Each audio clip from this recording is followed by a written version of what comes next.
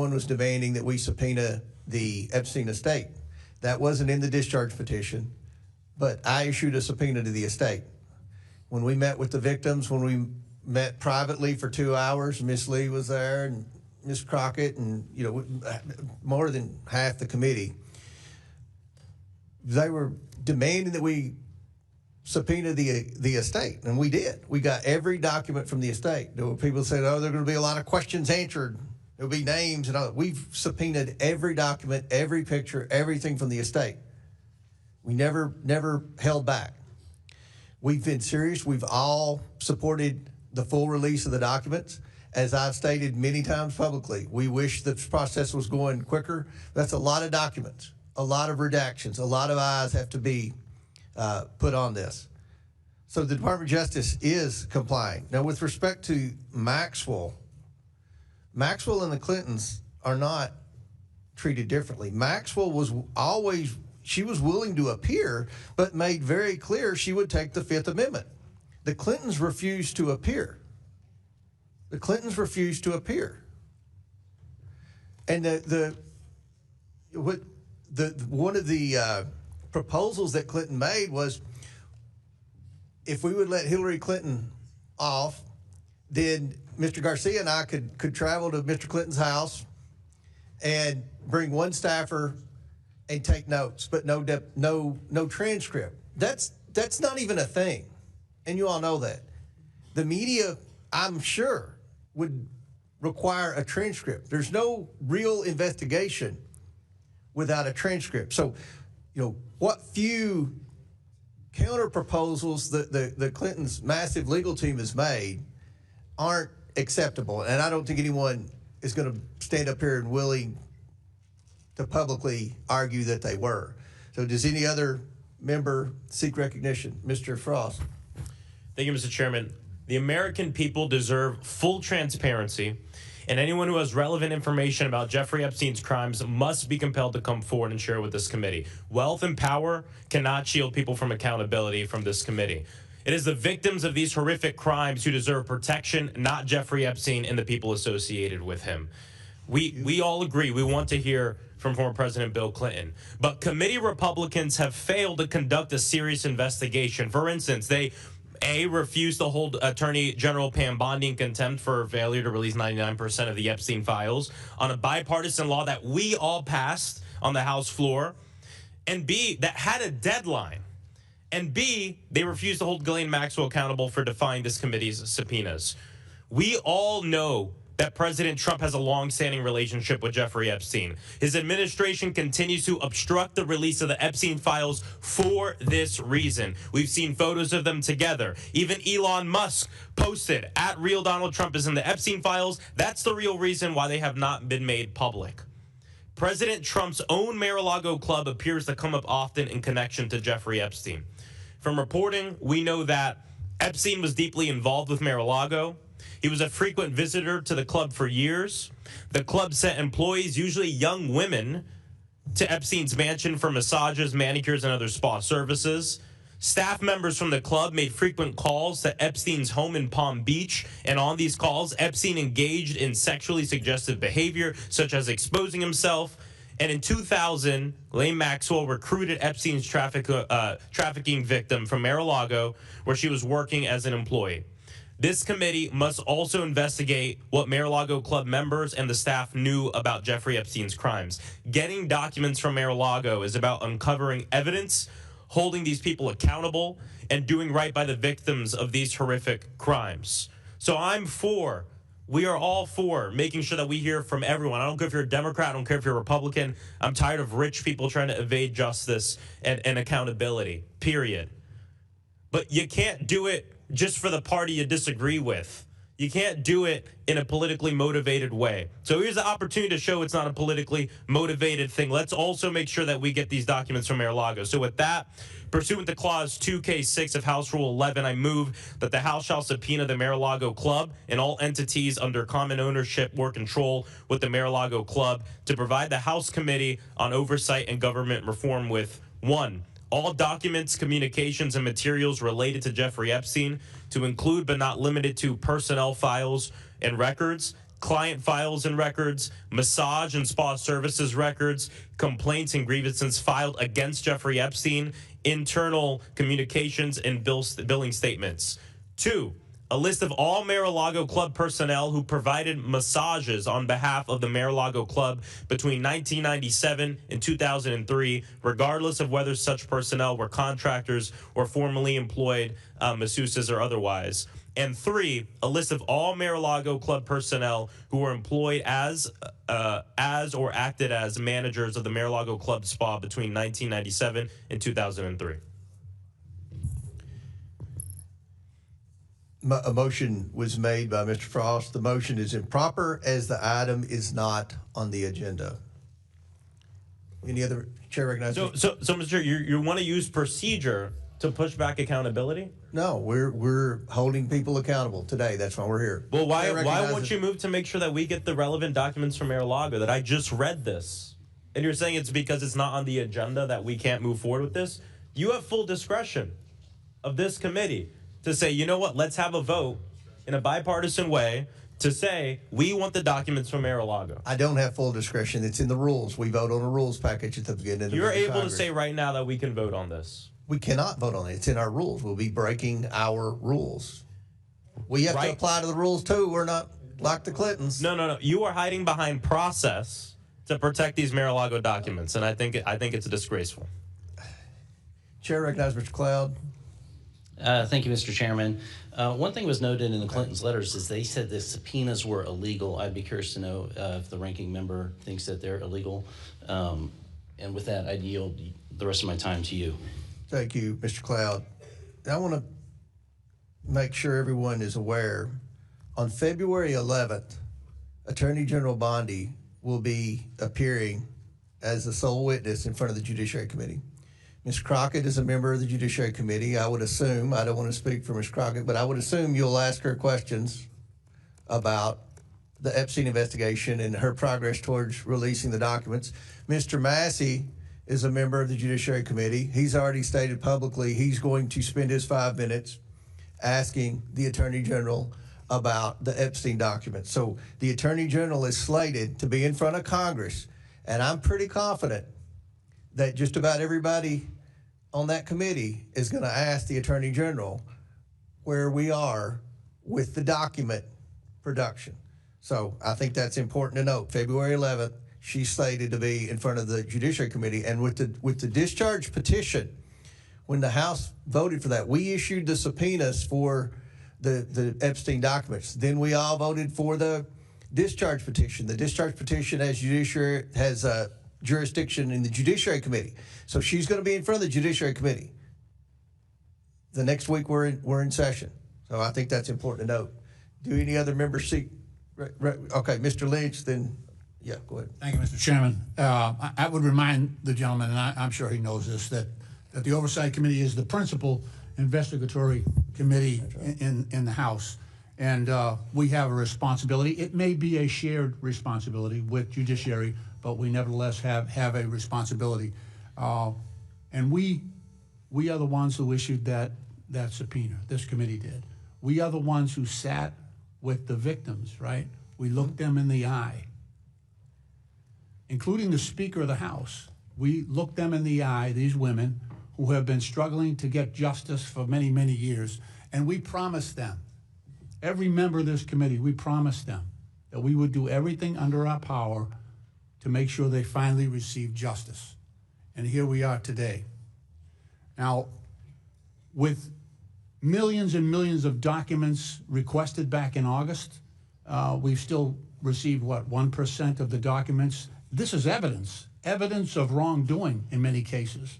And yet we're allowing Attorney General Bondi to obstruct justice, basically. Even the little bit of evidence that she has provided, she also included a statement that basically said, don't believe this evidence, there's a lot of falsity in these.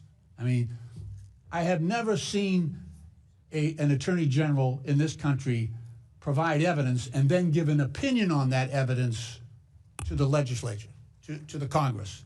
That is unheard of. But it shows her willingness to do whatever she can to obstruct justice from from being delivered. The second thing I want to say is, if we are truly interested in getting information relative to this investigation, there should be some underlying basis for that.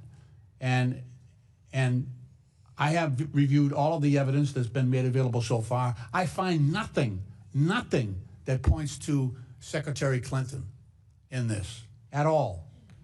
Yes, she was Secretary of State at one point, but the information that we're trying to get with respect to Secretary of State is available from any Secretary of State that served in that office with respect to trafficking. So there is no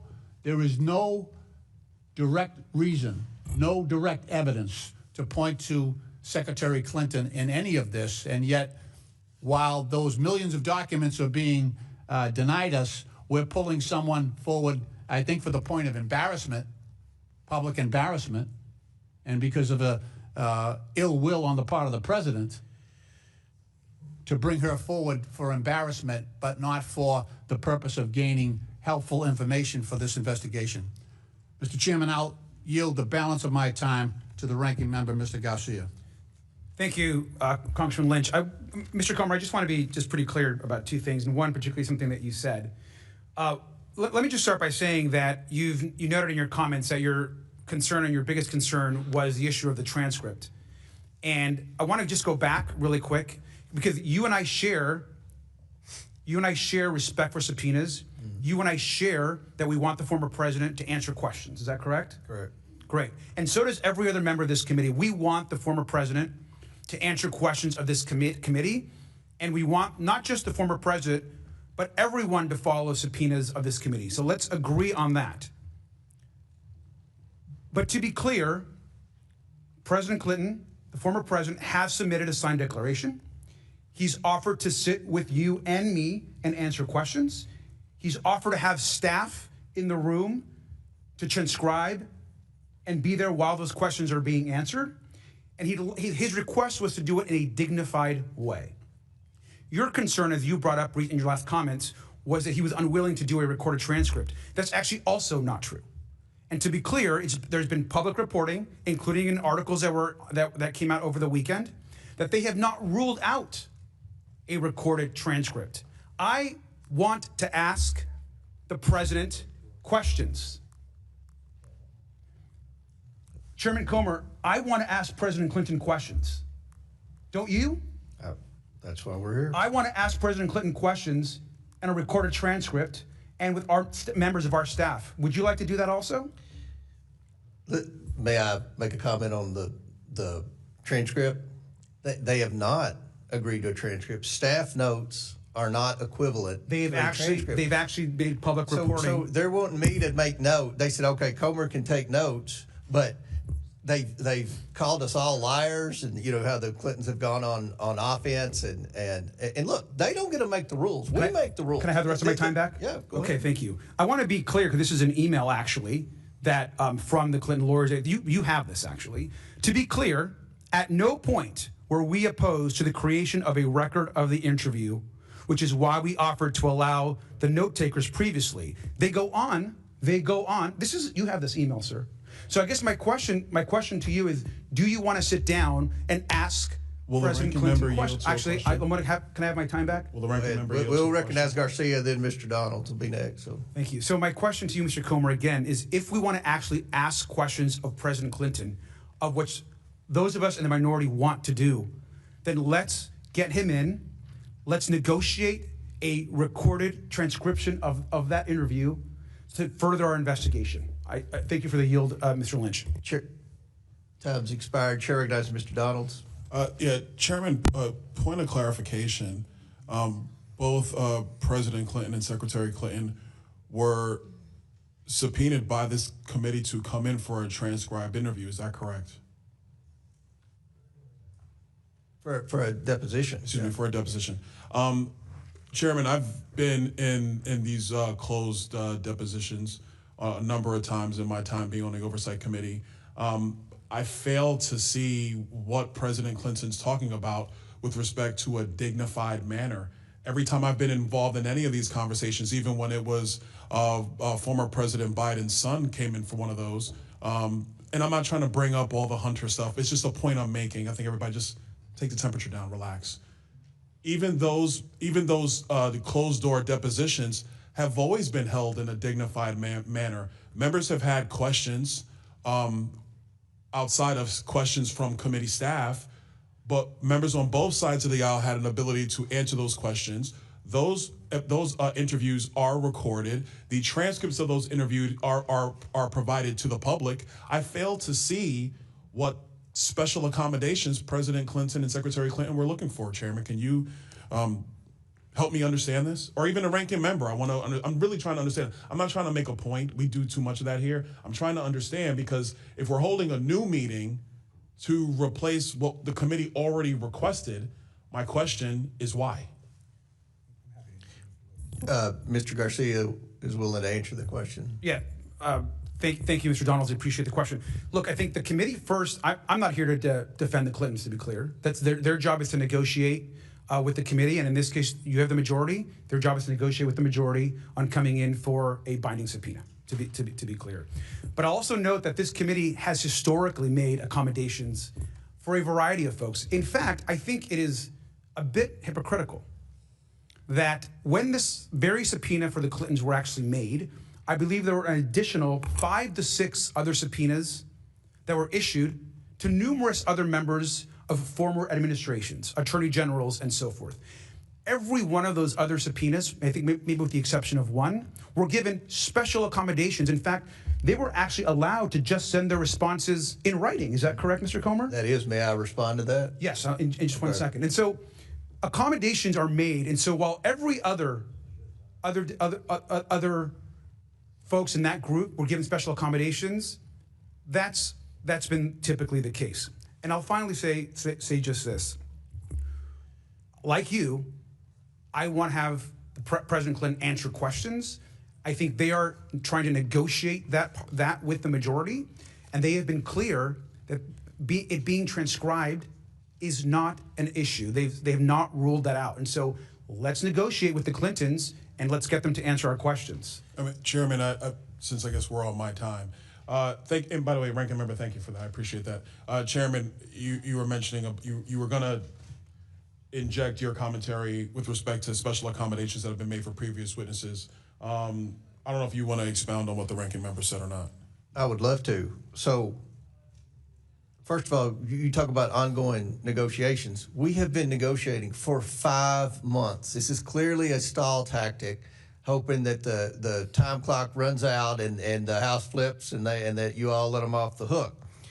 But secondly, you mentioned, and I mentioned this in my open statement, there were names on that initial list with the Summerlee motion and the Scott Perry amendment.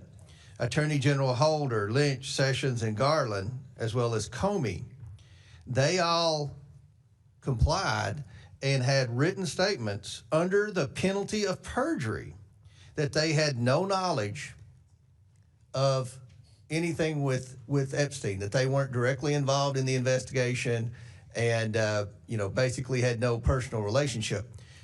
I think we would all agree the Clintons had a personal relationship with both Epstein and Maxwell.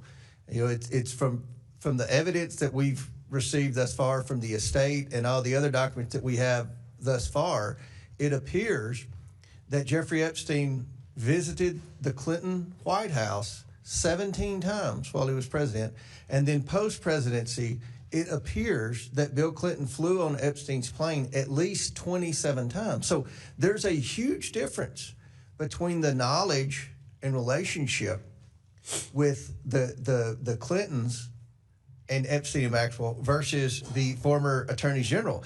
And another note, I don't know if it was Mr. Bell or whoever said that we only are interested in Democrats. We grilled Bill Barr and Alex Acosta, and they are very Republicans. In fact, they were members of the Trump cabinet. Now, I've been on the Oversight Committee 9 years.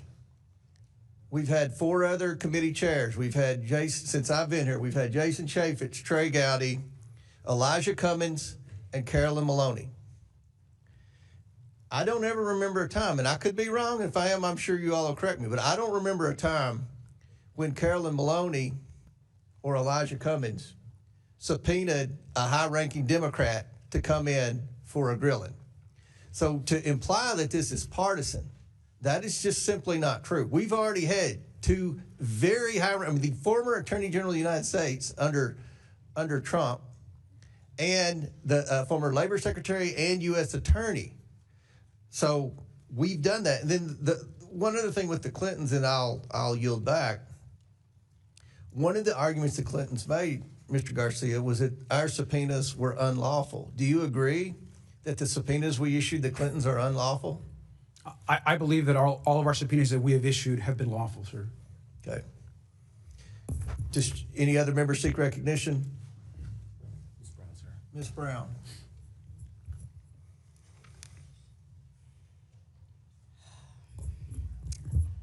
Ms. Brown. Thank you, Mr. Chairman. It's clear to me that the purpose of this meeting today is just to continue this committee's agenda of political theater, plain and simple. Democrats have been very clear, abundantly, repeatedly, and without room for ambiguity. We want to hear from anyone who has information about the Epstein crimes.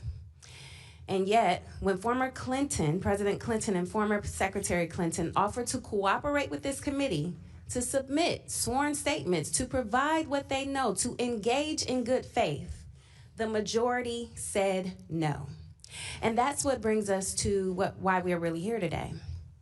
The majority is rushing to hold in contempt two private citizens who have demonstrated their desire to cooperate with this committee and who have called for the release of every file on Jeffrey Epstein, all while the Department of Justice and Attorney General Pam Bondi are breaking the law in plain sight. Here are the facts. The DOJ was required by statute to release the Epstein files by December 19th, 2025. The deadline has passed by more than a month. And what have we received? 1%. 1% is not compliance. 1% is not transparency. 1% is a cover-up. What about the 1% they actually release? We've seen redactions that are extensive, unusual, and very likely illegal. And what's more, the Epstein Files Release Act, passed by supermajorities in this Congress and signed into law by this president, required the DOJ to send a report to Congress by January 3rd, 2026. More than 2 weeks later, what have we received from the DOJ? Nothing. So if my colleagues on the other side of the aisle are really serious about uncovering the truth and government and accountability, we would be demanding answers from the administration. We would be demanding answers from Attorney General Bondi. We would be demanding the release of the 99% of the Epstein files still sitting at the DOJ. So I have some very simple questions. Where is the subpoena for Attorney General Bondi? Where is the hearing on DOJ's failure to comply with the Epstein Files Transparency Act? Where is the accountability for the redactions page after page after page? This vote feels less like oversight and more like a distraction. A distraction from the DOJ's lawlessness, a distraction from a broken promise of transparency, a distraction from the embarrassment of a co-equal branch of government choosing complicity over accountability, and a distraction from survivors who deserve this truth. If this committee is serious, then we must hold the Department of Justice accountable. Release the files, all of them, and stop playing politics with justice. Survivors deserve better. And with that, I yield the balance of my time to the ranking member. Thank you, Representative Brown. I just want to Chairman, I want to just respond to something that you said. I think it's important. First, I just want to read the folks of who the subpoenas you have chosen not to enforce. Alberto Gonzalez, who we subpoenaed on that same day, I believe you did not enforce. Eric Holder, of course, former AG, did not enforce. Loretta Lynch, you chose not to enforce. Jeff Sessions, you chose not to enforce. Merrick Garland, who I think it'd be important to have answer questions, you chose not to enforce. Robert James Comey, you chose not to enforce. In fact, I have Attorney General Gonzalez's letter. It says, "Dear Chairman Comer, this letter is to confirm that consistent with my conversations with the committee general counsel, I have no present memory or decisions or conversations related to the investigation and prosecution of Epstein matter during my tenure as U.S. Attorney General." He, of course, was the Attorney General when the whole Alex Acosta U.S. attorney matter was in front of a critical time in this investigation. Now, you chose not to enforce that because you mentioned that this letter is under penalty of perjury. The declaration that Clinton's also made and sent to you to answer some of those questions were also under penalty of perjury. I just want to clarify that. And then with the remainder of my time, Mr. Chairman, I think it's important to note that you talked a lot about the importance of our subpoenas and that we should all support this committee's subpoenas. And I agree with you, sir, and I want to hear from the Clintons. It's also important to note that we have members of this committee, Congressman Jim Jordan, Congressman Andy Biggs, Congressman Scott Perry, who are obviously very outspoken, which we like to engage with. Now, they're not here, and that's okay. Now, you also know, sir, that all three of them defied legally binding subpoenas issued by the January 6th committee relating to their efforts to overturn the 2020 election. So we should be clear that the majority chooses to be very selective on which subpoenas they want to enforce or talk about. We have members of the majority that themselves have defied subpoenas. So once again, I ask you, Mr. Chairman, let's ask President Clinton the questions that we have. Let's have him come in and testify in a way that we can negotiate, and let's get all the release of the files done immediately. Thank you. Would you yield? Could I respond to that? Sure, I have no more time, but I'm happy to respond. So you say we didn't enforce the subpoenas. We did enforce. They complied and testified under the penalty of perjury that they had no knowledge. Now, the Clinton declarations were short bullet points, almost like talking points. And the evidence is clear that the Clintons did have relationships with them. Now, again, I've said publicly millions of times, there's no one's accusing the Clintons of wrongdoing, but the fact that they were that close, and the fact that I've never seen a sit-down interview with Bill Clinton where he's answered questions about his relationship with Epstein and Maxwell like the current president has. So we have complied and enforced all of our subpoenas, 100% of our subpoenas. So I just want to make that very clear. Can I respond to you, sir? Sure. Just to be clear, you're talking about two declarations. The declaration that you chose to use as something that you moved on to not bring him in was 1/6 the size of the Clinton declaration. I'm looking at the Alberto Gonzalez response to you, sir, that you chose to dismiss, and it is one sentence long. You just pointed out the Clinton declaration, which is 6 times as long. And so I just think you are using interesting points to make comparisons. Let's just be clear and get back to the facts. Let's bring President Clinton in to have a conversation with this committee. You are instead choosing to try to prosecute President Clinton and send him to jail, which is part of criminal prosecution, before having him answer questions to this committee. Him and his team have been trying to negotiate. We want to hear from President Clinton. I'm not sure that you do, sir. You don't think I want to hear from President Chairman Clinton? Comer, can I, Chairman? But before I recognize Ms. Luna, who'll be next, I believe, are you willing to accept those bullet points as testimony, or do you want to hear from Clinton? I want to hear from President Clinton.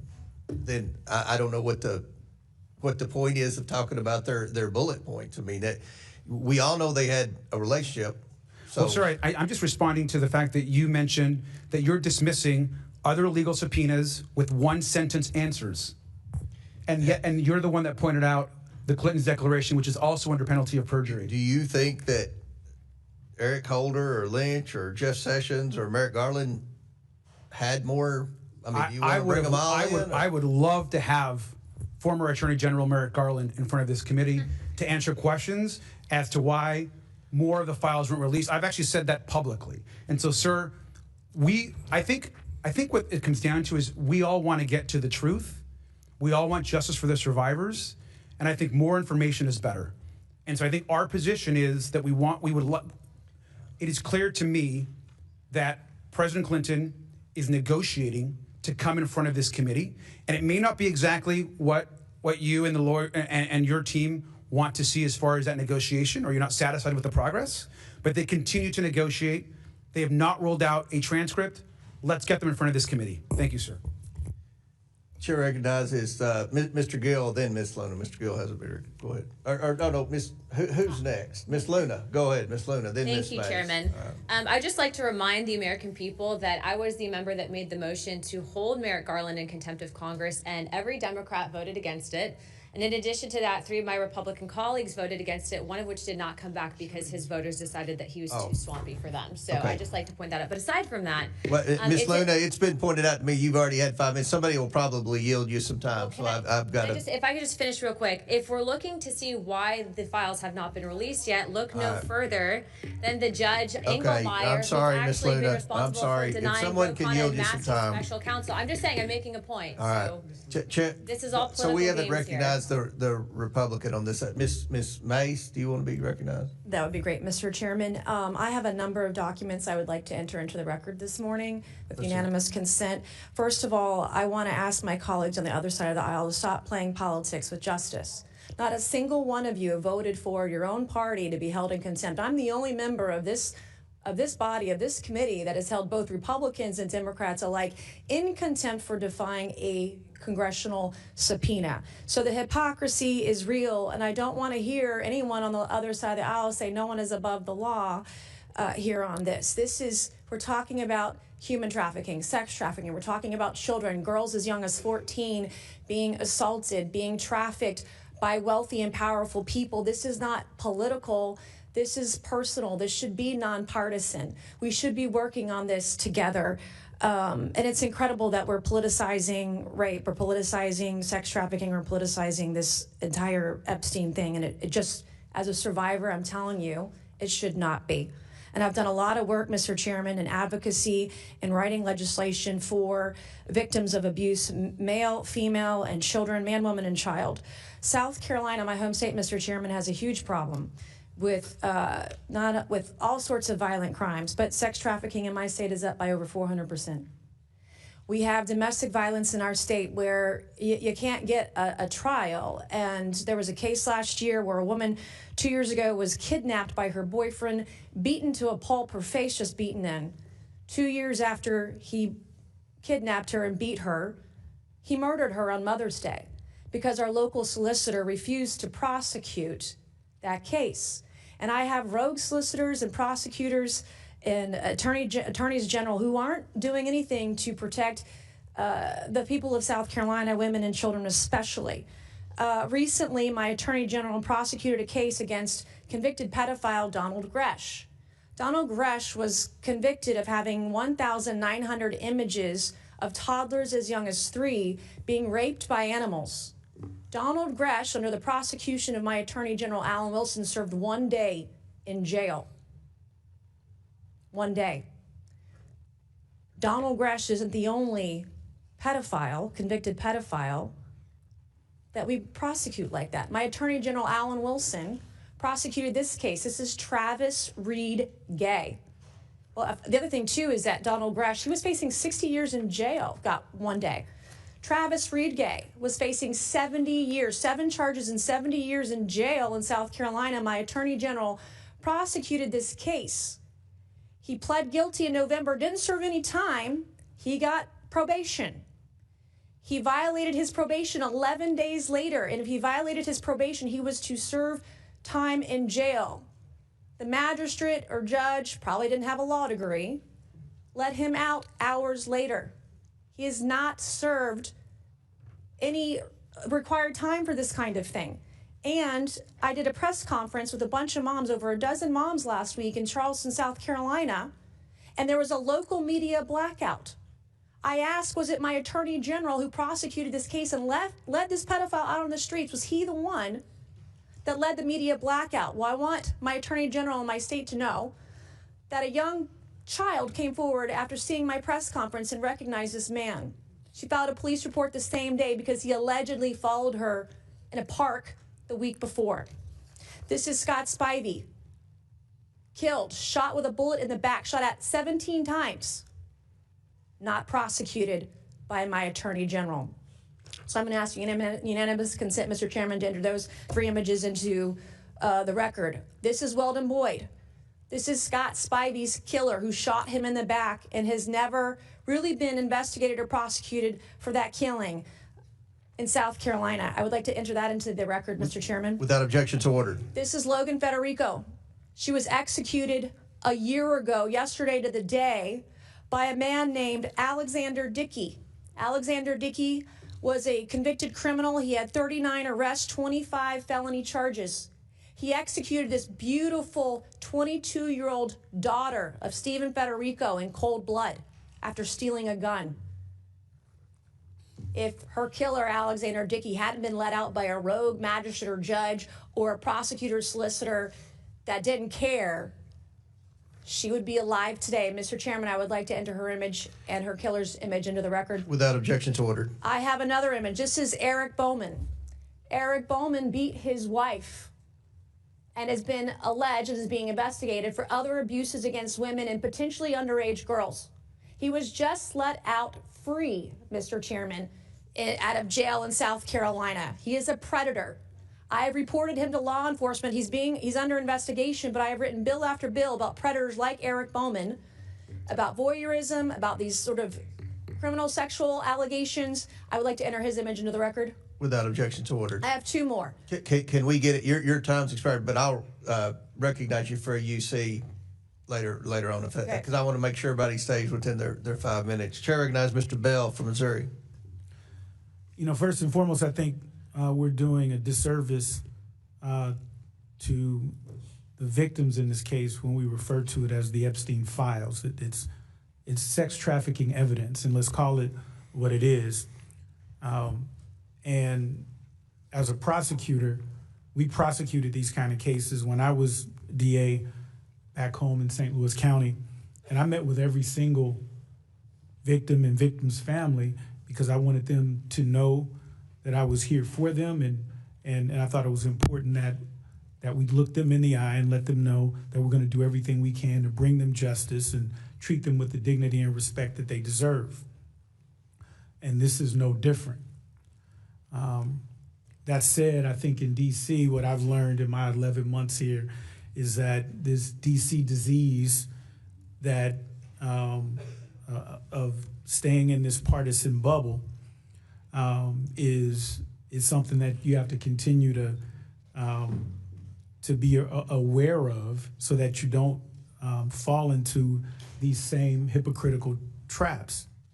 And I talked to Jamie Raskin because I just wanted to get some perspective on the law. And when we talk about the legal analysis, first and foremost, you can't read a statute. You learn this in constitutional law first day. You can't read a statute and understand the law. You have to understand how it's interpreted by the courts. And the courts have been clear that if there is negotiations, that does not meet the threshold for criminal contempt. And the examples are clear on that. When Steve Bannon was held in contempt, he did not negotiate, he did not reply, he did nothing. Meadows, when he started to reply, then Trump told him not to, and then he ceased with his communications with this body. And so in this case, I agree 100% with our ranking member. I want to hear from the Clintons. I think the victims we want to hear all the evidence. But what I know as a prosecutor is that we don't start doing depositions before we listen to the evidence. Now, if there's not evidence, okay, then there's other things to consider. But the evidence is here. There is evidence that has been duly voted on to be presented to the American people in a bipartisan manner, and of this evidence, we've received 1%. 1%. I mean, put this in perspective. There's 0%, and then the only thing you can do next is go to 1. That's it. We've got nothing. And now we're going to bring the Clintons in before we even have the evidence. That makes 0 sense, which is close to the 1 that I talked about. And so there's a legal analysis here. There's about what are we doing to ensure that we are doing a real investigation to get these victims the the justice that they deserve. And so Ghislaine, whatever her name is, she needs to be brought into this body. And I'm hearing that, oh, well, she's going to plead the fifth. First of all, then let her. But secondly, legally on most of these questions, she can't plead the fifth. On grounds that she's going to be incriminated, she's already a criminal. So let's bring her in. Let's do those things. Let's bring in every single person. I don't care what they are, Democrat, Republican, and I've said this publicly, and my mother got on me about this. I don't care if my mother is in the Epstein files. We need to see 100% of the Epstein files to ensure that we are doing right by these victims. The legal analysis does not support criminal contempt. A real investigation, a fair, bipartisan investigation would lead us to the conclusion that we want to hear from the Clintons, that we want to hear from everyone. But right now, we don't even know who else is in the Epstein evidence because Pam Bondi has not turned over that evidence. And that's the massive violation that we're seeing, that my colleagues on the other side of the aisle don't seem to have any urgency about. The massive violation of the law, and Pam Bondi needs to be here to answer those questions. But that is like, oh well, we'll put it off. We'll get there. We're working with them. I'll yield the remaining. Sorry, ranking member. And before I recognize Mr. Gill, I want to point out February 11th, Pam Bondi will be in front of the House Judiciary Committee. February 9th. I'm sorry, February 9th. February 9th. February 9th is Miss Maxwell. And February 9th, we're deposing Miss Maxwell. February 11th, Pam Bondi will be in front of this committee. So there's a lot of wheels moving right now. Chair recognizes Mr. Gill from Texas.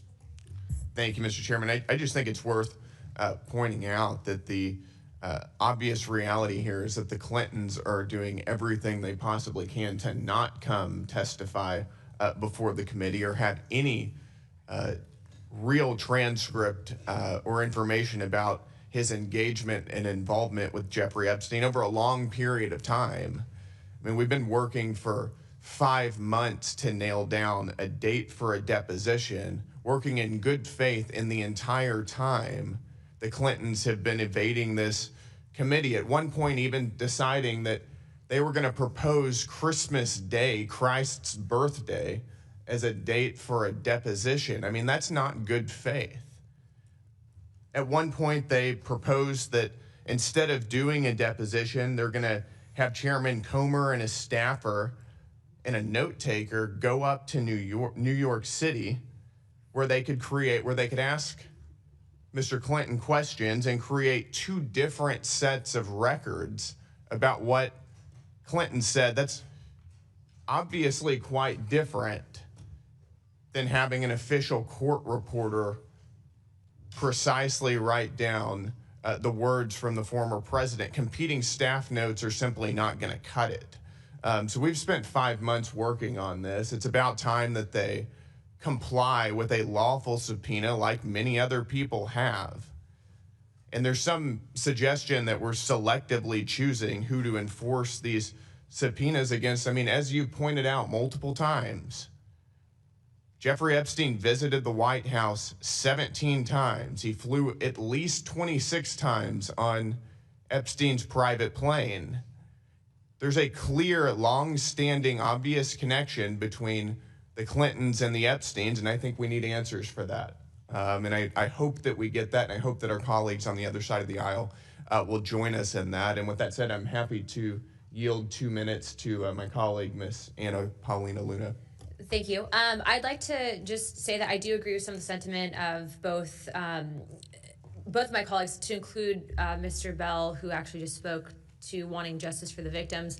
But it's important to note that the reason why the files have been delayed in release is because of Judge Paul Engelmeyer in New York. This judge specifically ordered the SDNY to do a second review, and for those documents to then be certified by U.S. Attorney Jay Clayton. So if you want to get mad at someone, look no further than Judge Paul Engelmeyer, who then also at the same time just denied Massey and Ro Khanna's motion to appoint a special master. So we can argue back and forth all day long about where the files. I want to see the files too. I want everyone to come in and answer questions. But look no further than this person. By the way, this person is not a Democrat or Republican. I think this person actually might be an independent. But if you're wondering where the files are at, that is the truth of the matter. That's it. As soon as those files come out at the DOJ, we're going to get them. And by the way, I will remind people that weren't here earlier, Todd Blanche will get on a phone call with people here. And after this, I'm going to go walk over Todd Blanche's cell phone number to Chairman Garcia and to Chairman Comer so they can both get on a call. I think it's important to open dialogue, okay? But the point is that we have to know the facts, and those are the facts. So look no further than Judge Paul Engelmeyer. Again, he's the one person that appointed the review, a second review, and then once those documents are then reviewed, then it goes to the DOJ. But you can't fast track the process. Ask a question? Yes. Okay. Are you suggesting that the reason for not receiving 99% of these files is this judge? Not 20% of the files, 30%, half of them, 99% of the files, some of which are already public? From what I've been told, and this is why I would encourage you guys to talk directly to the DOJ on this, is that there was a second review ordered. I don't know who all is in charge over in New York specifically doing that second review, but I do know that at least with the DOJ, they are officially done reviewing all the documents that they had left, right? They had 500 attorneys. I actually said this earlier, that NSD, Southern District of Florida, SDNY, and the FBI, there's 500 lawyers working on this to review all the documentation. They are officially done with that. Now, I don't know what the second review process is because I'm not internally at the DOJ, but what I will tell you is when you have this judge then also turning around and denying Ro Khanna and Massey's motion to appoint a special master, which I think Mr. Khanna can probably speak on, I think that that's shady. And I think that it's really terrible that we're sitting here arguing at each other, pointing fingers, when it's this one guy who no one seems to be mentioning that's actually stonewalling it. So I'm here for it. I want all the documents, and I do think that we're going to get those documents. Do I think it's going to be rushed? Absolutely not. I don't want to rush the process, but I will also encourage you guys, just as I did this morning, I got a victim's specific information. The DOJ has said that they will release whatever files they have pertaining to her directly, and she had not up until recently been able to, I think up until today, get that because, frankly, a lot of these victims' portals go to just, I think, empty inboxes. But the point is that it's important for context. So I yield my time. I have a question for the chair. Well, you're Rick. Before I begin, I have a question for the chair. I just wanted to clarify, when you said Pam Bondi's coming on February 11th, is she coming to this committee? She's coming to the Judiciary Committee. So is she coming to this committee at all? Well, we'll see how the Judiciary... Is she scheduled to come to this committee at this point? I've said she's not scheduled to come to the committee. She's coming in front of the Judiciary Committee. Okay. Chairman, you're recognized, Mr. I'd like to yield 30 seconds to Ranking Member Garcia. Thank you. Just really briefly, I appreciate Representative Luna's interest, I know, in the survivors. So I do appreciate that. I just want to be very clear and clarify. Judge Engelmeyer has nothing to do, his rulings have nothing to do with the legal subpoena passed by the Oversight Committee last July. Pam Bondi and Todd Blanche and the DOJ have been in defiance of a legal subpoena of this committee that has nothing to do with the Khanna-Massey law that keeps getting referred to. And so when you're saying that Judge Engelmeyer is the reason, that is actually not the case as it relates to the subpoena. And so they're still violating the law and have been since July, to be clear. Thank you, Mr. Min. Thank you. And I just want to begin by echoing the comments of my colleagues on both sides of the aisle. As someone who spent my career as a lawyer, as a prosecutor, as a law professor, the rule of law is important. No one should be above the law, including presidents and former presidents, and congressional subpoenas are an important part of that rule of law. And I think the Clintons should be here. I think it's very shameful that they're not. But I also have to admit I'm very troubled by this criminal contempt motion. As a lawyer, I know that I don't know this area of law, criminal contempt. So what I did is what any decent lawyer does. I asked people who do know this area. I called a number of colleagues, former colleagues, people who are former DOJ attorneys, experts in this area. And it's hard to get 10 lawyers to agree on anything, but they all agreed that this was unprecedented, that under a normal administration, a normal DOJ that's not politicized, they would never bring criminal contempt charges in these circumstances. And I say non-politicized DOJ because many of us are very concerned that this Department of Justice has become weaponized under this administration. Under Pam Bondi, we have seen them go after Trump's political enemies, including people like Adam Schiff and Letitia James with bankrupt charges. We've seen them refuse to investigate an ICE agent who clearly shot and killed a woman at point blank. We've seen them fire line attorneys who refuse to go along with indictments that they describe as political and illegal. Now, the closest comparison to this particular criminal contempt case is Steve Bannon. And there's well-established precedent here. Steve Bannon refused to answer, saying he would only answer questions from this committee if Trump told him to do so. That wasn't like delaying or obfuscating. That is willful defiance. And that's what the courts found, and that's why he went to jail. And again, while I think that the Clintons should be here, what we're proposing here is a very serious matter, bringing criminal charges against a former president of the United States. And I listened to you very carefully, Chair Comer, for the last hour, and I heard you describe them as delaying, as dragging their feet, negotiating for 5 months. But I never once heard you say they just outright refused to comply with the subpoena.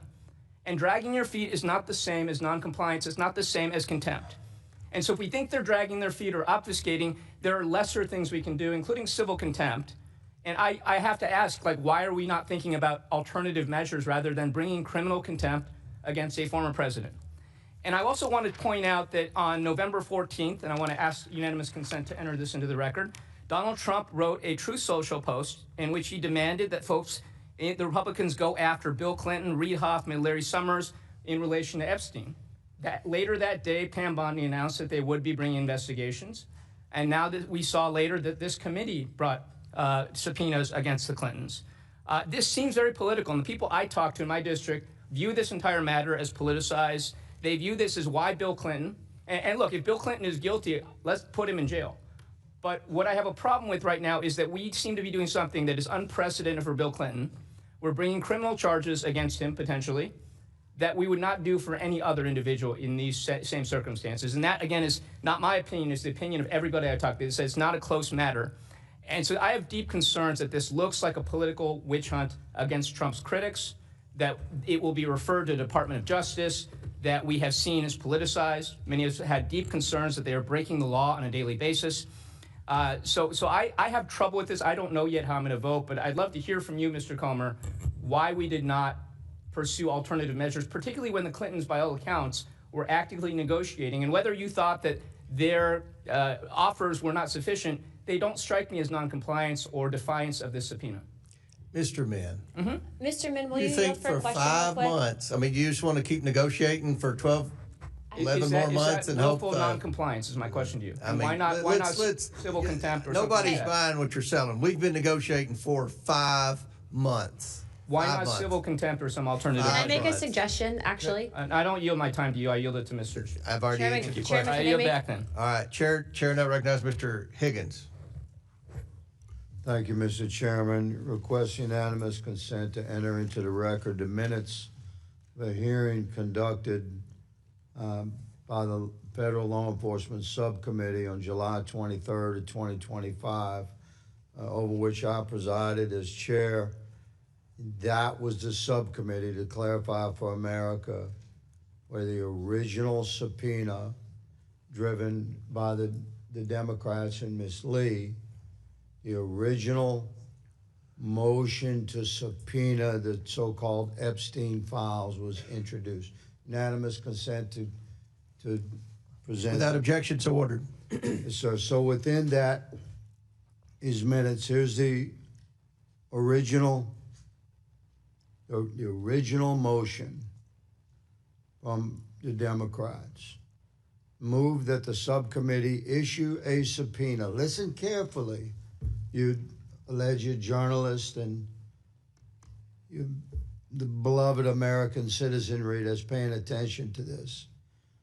Move that the subcommittee issue a subpoena to the Department of Justice for the full, complete, unredacted Epstein files to be delivered concurrently to the majority and minority of the Subcommittee on Federal Law Enforcement of the Committee of Oversight and Government Reform. That's it. That was the motion presented by the Democrats. That motion immediately struck me as very poorly written because it had no recognition of recognizing and adhering to the existing long-standing criminal justice procedure designed to protect the innocent. It had no timeline. There was no timeline mandated in their own motion that would force the DOJ to comply with said timeline. There was no mandate for a particular percentage of release. There was no prohibition for actions in performance of compliance with their motion, which would become a subpoena from the Oversight Committee. It was not even the identification of Epstein. Just said Epstein files. Epstein who? You think the DOJ has not prosecuted more than one Epstein in the history of the DOJ? It was very poorly written. So, Republicans, noting that there were a lot of people missing from this, if we were going to do this, allow it to move, there are a lot of people missing. So Mr. Perry introduced, I remind my colleagues that this is my time. You recognize the decorum of this Oversight Committee. Perhaps you'll be recognized to speak. Mr. Perry introduced a motion to amend the motion to subpoena by the amendments to include William Jefferson Clinton, imagine that, use the whole name, and Hillary Diane Rodham Clinton, amongst others. But of everybody on Scott Perry's list, the most defiant has been the Clintons, and the Oversight Committee has been very patient. I submit for the record, unanimous consent, I ask Mr. Chairman, the actual subpoena produced on August the 5th, at a hearing on July the 23rd, the subpoena was produced on August the 5th. Without objections ordered. Everyone has essentially complied to the wishes of the committee. Who's in control? We are. With a majority, we determine. The most defiant has been the Clintons. That's why we're here today.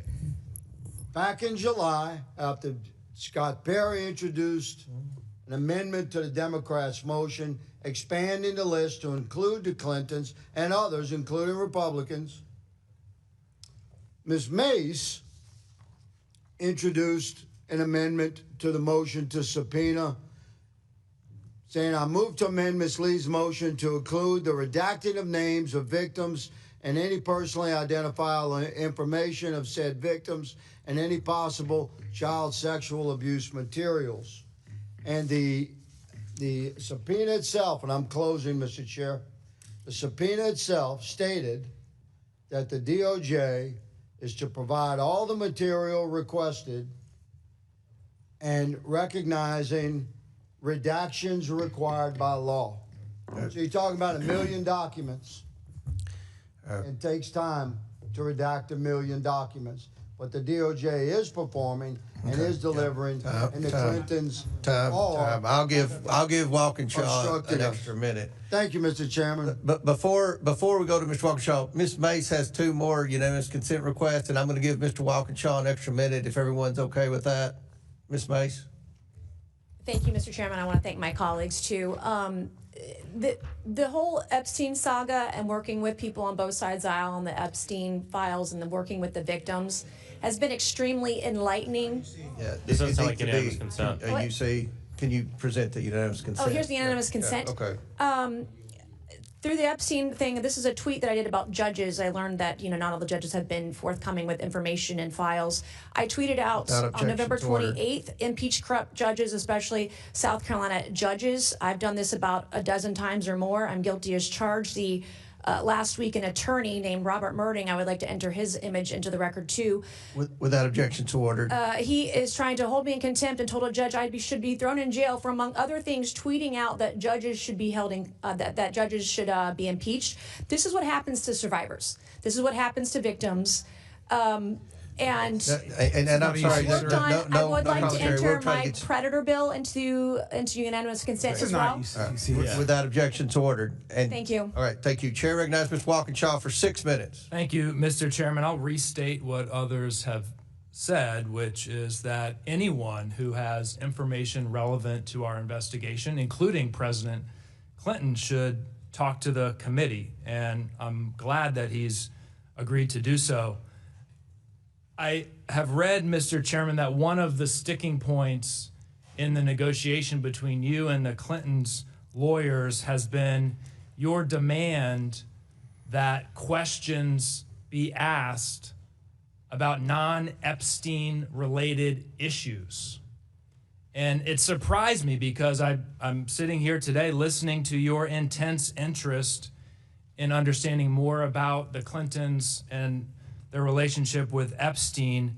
So I'm curious why you have for 5 months demanded that you and other members of this committee be able to ask questions unrelated to our investigation of the Epstein files and Epstein's sex trafficking. And I'm happy to yield, Mr. Chairman.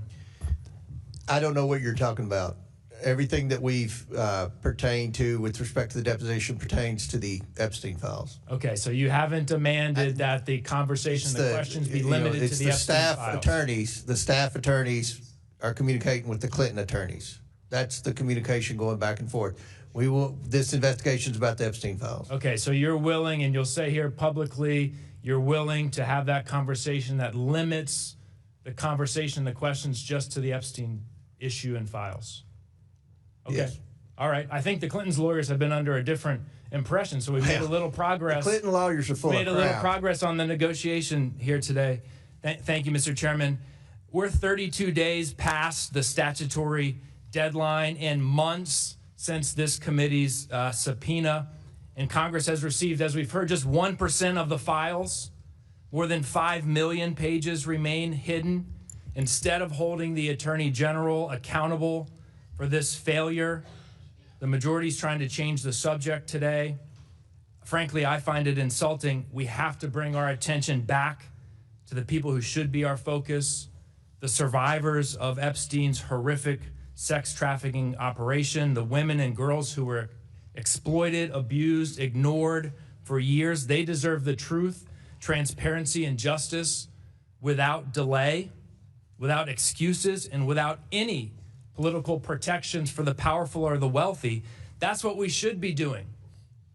Not scoring partisan points, not creating distractions, working to uncover the full scope of his crime so the survivors can see accountability. And if we're truly serious about justice, we can't ignore one of Epstein's most well-documented associates, President Donald J. Trump. We have documented communications, including a signed birthday note from Donald Trump containing explicit sexual references and referencing wonderful secrets between them. Emails from Epstein saying that Trump, quote, knew about the girls. Donald Trump acknowledging he knew Epstein was a, quote, creep and that Epstein recruited girls and women from Mar-a-Lago. Trump saying he wants to cover up the files because, quote, my friends will get hurt. If we're committed to transparency and justice, why is that off limits for this committee? Why is his name absent?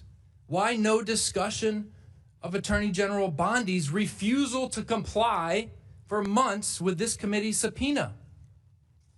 Why no contempt for Attorney General Bondi? What we're witnessing today is not oversight, it's not accountability, it's part of a cover-up, a diversion. And it didn't start today. Despite clear legal requirements in a law that Donald Trump signed, a subpoena that you signed, Mr. Chairman, and repeated public promises, Attorney General Bondi has failed to release the files. It's entirely within her control, and yet only 1% has been produced, more than a month late. And even that sliver is so heavily redacted that it mocks the law. It mocks the law. And it mocks this committee's subpoena. Let's be honest about the transparency that Attorney General Bondi has provided. This is DOJ Epstein data set number 4. It's number 4.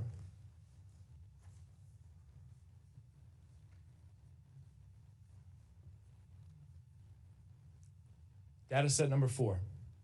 This is part of the 1% that folks have been talking about this today. I'll close with this. Attorney General Bondi and the Trump administration missed their deadline. They're ignoring our subpoena. They've withheld 99% of the files, and they have obscured the little that they did release. It's not a coincidence. It's intentional. It's about protecting one man, Donald J. Trump, from accountability. Release the files. I yield back. Chair recognizes. Mr. Chair, have unanimous consent request? Okay, I'll recognize you for that. Mr. Chairman, I ask unanimous consent to enter the record a political article entitled "Clay Higgins Explains Why He Was the Lone No Vote on Epstein Files Release." Without objection to order. Chair recognizes it'll be on our side, Mr. Perry, then Mr. McGuire. Mr. Perry. Thanks, Mr. Chairman. I'm disappointed at where we're headed here. Look, I think that legitimately both sides want all the information. I know I sure do, with the proviso that the victims and innocent people are not damaged in the release of that. What's interesting to me is that the only time my colleagues on the other side of the aisle want to talk about any of this is when they can bring up the current president's name, but they're not interested at all in anything else. And I would just say this regarding the timeline, because I'm frustrated with it too. You know what would have been great? Would have been awesome if we could have truncated the timeline when the Democrat DOJ was in power under a Democrat president and there was any investigation whatsoever. Ladies and gentlemen, my friends on the other side of the aisle weren't interested in these victims at all when they could have done something about it. Nary a word was said, and certainly nothing was done. All this advance work could have been done by them had they cared. But this is not about caring about anybody. This is all political theater because they hate the current president of the United States. I get it. It's disappointing to me. These victims should have their day, and they should, all this information, regardless of who it touches, should be out, with the proviso that the innocent are protected. I know that's not of any interest to you. I get it. That's unfortunate. I yield the balance of my time to the gentleman from Louisiana. I thank the gentleman for yielding. Mr. Chairman, earlier I asked unanimous consent to receive into the record the actual subpoena presented to the Honorable Pam Bondi by this committee regarding the DOJ's release of the investigative files on Jeffrey Epstein that was dated the 5th of August. I'd like to enter into unanimous consent associated with that entry, the letter written by this committee on August the 5th to Attorney General Pam Bondi, referencing the subpoena and giving specific instructions. Without objections ordered. I'd like to also enter into the record actually, I don't believe this has been released prior to right now, is the schedule associated with the subpoena. This is 1, 2, 3, 4 pages of specific instructions from this committee regarding the subpoena delivered on August the 5th. Now, unanimous consent. Without objection to order. Schedule as well. I'm sure the media will be fascinated with that.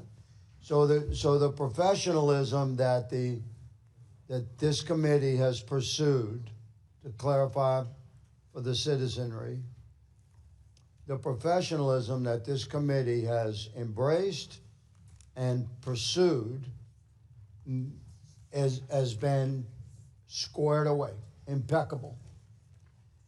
And that includes recognition that the Department of Justice, as stated in the subpoena, is to comply with redaction procedures of established law and criminal justice, long-standing procedures. So I heard someone mention 5 million files. That is the first time I've heard 5 million files. But I know that there were originally 250,000 files, and the Trump administration found another 600,000 files. So we were talking about, to round it off, 1 million files. Every one of those individual documents has to be reviewed by agents of the DOJ and their supervisors before they can be officially approved for release. That's the law. The DOJ has 400 agents working full-time on just releasing these documents. Now, you may argue that at the end of the day, you want to see the release of what they completed that day. I would say that's a fair narrative for discussion. But to say that DOJ is not fully engaged in complying with our subpoena is not accurate. It's not intellectually sound. And Mr. Chairman, I appreciate the opportunity to offer into the record these official and legal subpoena documents. I yield. Without objection, so ordered. Mr. Chair, I have a unanimous consent request. Okay, Mr. Frost. I have 2 articles. One is from Politics PA. Quote, Representative Perry referred to the House Ethics Committee for refusing subpoena. Without objection, to ordered. The other one's a CNN article. GOP reps Perry and Biggs formally object to subpoena from House January 6th. Without objection, to ordered. Chair recognizes Ms. Crockett from Texas. Thank you so much, Mr. Chair. I have sat here listening, and I am quite perplexed. It does take me back to my legal days. And so when I think about a subpoena, one of the things that we normally look at when we are trying to determine whether or not contempt is going to be ushered into the conversation is whether or not there's been substantial compliance. And what it means to actually look like you have substantially complied. It means that you're taking reasonable steps to follow a court order, that you're acting in good faith, and typically that serves as a defense. So if we are still crafting the parameters of said subpoena, for instance, my colleague, Mr. Walkinshaw, just asked whether or not this would be limited to the Epstein subject matter. For me, if they responded at all, then there is some sort of compliance, which they did. They didn't just throw the bird. They didn't just say, forget it. But more importantly, I just want to point out that we are living in an age of hypocrisy, because my other colleague just pointed out that Mr. Perry sits here and somehow sits in judgment of others. Frankly, that is what people are kind of getting annoyed by, is the hypocrisy, because Mr. Perry still has an outstanding subpoena that was never complied with. In addition to that, he talked about we need to care for the victims. Somebody correct me if I'm wrong, and I will yield my time. But I don't believe that Mr. Perry ever signed off on the discharge petition in the first place. So I don't know if he is just doing what he believes is politically expedient. But I will tell you this. I refuse to be a puppet, because Democrats tend to be of goodwill. We always want to do the right thing. We are always trying to follow the rules and follow the law. Unfortunately, we are living with an administration that does not care. We just want some type of parity. So, for instance, we all want to hear from President Clinton. If for some reason you said, we will give you, say, Pam Bondi, and then we've got President Clinton with it, or say maybe President Trump and President Clinton, 2 presidents, because we know that both presidents actually had a relationship with Jeffrey Epstein. But what looks political and looks like one can get away with everything, especially since that's what the Supreme Court has stated, that's why it looks like it's just gamesmanship. You only care about following the rules so long as you can invoke those rules on what is typically perceived as your political enemies. This is why we are falling apart in this country. We are supposed to be about checks and balances. It should not matter whether or not you're associated with the Democratic Party, the Republican Party, independent, or whomever, whether you're rich, whether you're poor, whether you're middle class, whether you're a black immigrant, or whatever. But it seems like we only have a political agenda in this committee, and that's why everything goes off the rails. You only love law enforcement when they're going after black, brown, immigrants, that kind of folk, right? But on January 6th, you didn't care about law enforcement because they still don't have their plaques up. We continue to do the right thing and say, yes, apply the rules equally across the board, and then y'all play in our faces and you only apply it to one side. I am asking for one commitment, and then I will yield to the ranking member. Mr. Chair, will you commit to me, as the chair of probably the most important committee in this Congress, especially in this moment where people are concerned about the level of corruption that exists within this committee, will you promise me that you are good for doing whatever is right and following the evidence, no matter who is on the other side of that evidence? Yes, and that is why I subpoenaed the estate. And we had no idea what was, nobody knew. Nobody knew I what was in the understand, but- estate documents. And I, without hesitation, subpoenaed the estate. We've subpoenaed the Department of Justice. And that's where we got the birthday letter. We subpoenaed Because the of estate. Hold on, the Mr. subpoena, Chair. right. Okay, we got the birthday letter, but we can't just get the evidence and then not follow up on the evidence that we actually get. I will relinquish the rest of my time to the chair. Thank you. I just want to just really clarify one. Thank you very much, Representative Crockett. Just to back to Mr. Walkinshaw's point, I think it's important to clarify that in communication, Mr. Chair, with your team and the back and forth with the emails, the Clinton team made it clear that they wanted to answer questions about Epstein, but that was not something that your team agreed to, only about Epstein. And so that's, I just want to make sure we clarify, and I appreciate you clarifying, Mr. Comer, that you said that you would limit the questions to only Epstein. Is that correct? That is correct. I And think what the that's Clinton said that is not true. What their lawyer said is a complete lie. Well, I'm glad that you clarified for them, because it's been their impression that it's been. I'm just telling you, it's been their impression. He's paid them too much money then over the last 5 months. And sir, I'm just reading emails, and I'm just reading the back and forth between them and your team. It's been their impression that those questions were going to be beyond just Epstein, and so I'm glad that's been clarified. So thank you, Mr. Walkinshaw. Chair recognizes Mr. McGuire from Virginia. Thank you, Mr. Chairman. I agree with you. 5 months is plenty of time. The Clintons are doing everything they can to avoid questioning. And the American people want to hear from the Clintons. You know, Bill Clinton brought Epstein to the White House 17 times. He had him on, and Bill Clinton was on the Epstein airplane 26 times. So the American people want to hear from them. I don't understand why our friends on the left can't understand that. They support these crazy policies like open borders, 20 million people coming to our country. They've been robbing, raping, and killing the American people. You know, Lake and Rowley would still be alive.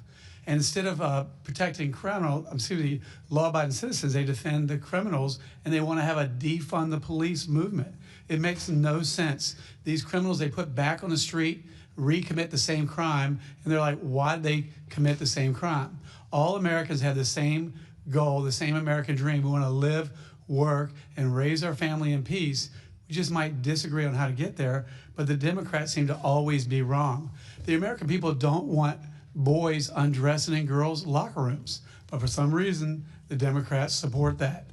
5 months is plenty of time. The American people want to hear from the Clintons, and they said they had no relationship, but they definitely did.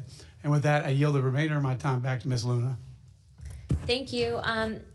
I just kind of want to point out, first of all, specifically to the letter, the hand sketch that was allegedly the president's. I believe there's a $10 billion lawsuit that was filed that, according to the president, the organization that published that is actually trying to currently settle. So just to clarify.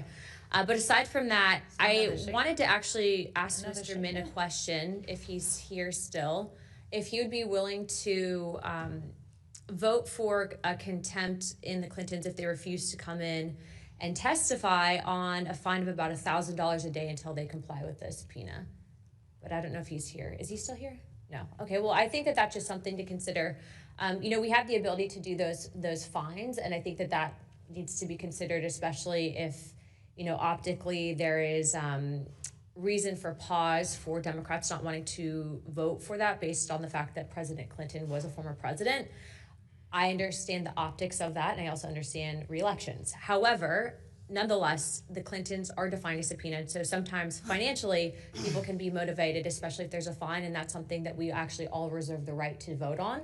And I think that that's actually a very good option, especially being that most Americans would go to jail for defying subpoenas. And so I do not think that there needs to be any special accommodations made, especially given the nature of this. But I do think that that can be a tool to motivate. So I'd like to suggest that to you, Chairman Comer, also to you, Ranking Member Garcia, that would be a good method that we specifically reserve if we choose to use alternative means of contempt. Representative, would you yield to me for a question? Yes. So it seems like you're open to changing this, what we're voting on today, so that way we can get to a place where we actually hear from them. Is that right? Is that what I'm hearing? What I want, yes, I would like to have the Clintons coming into Congress to give a transcribed deposition. Yeah. I think that Chairman Comer has made that clear, but I also think having just Garcia and Comer drive all the way up to New York without that, I think that optically that sends a very bad message as the separation of powers and authorities Congress has. And then I also too think that, you know,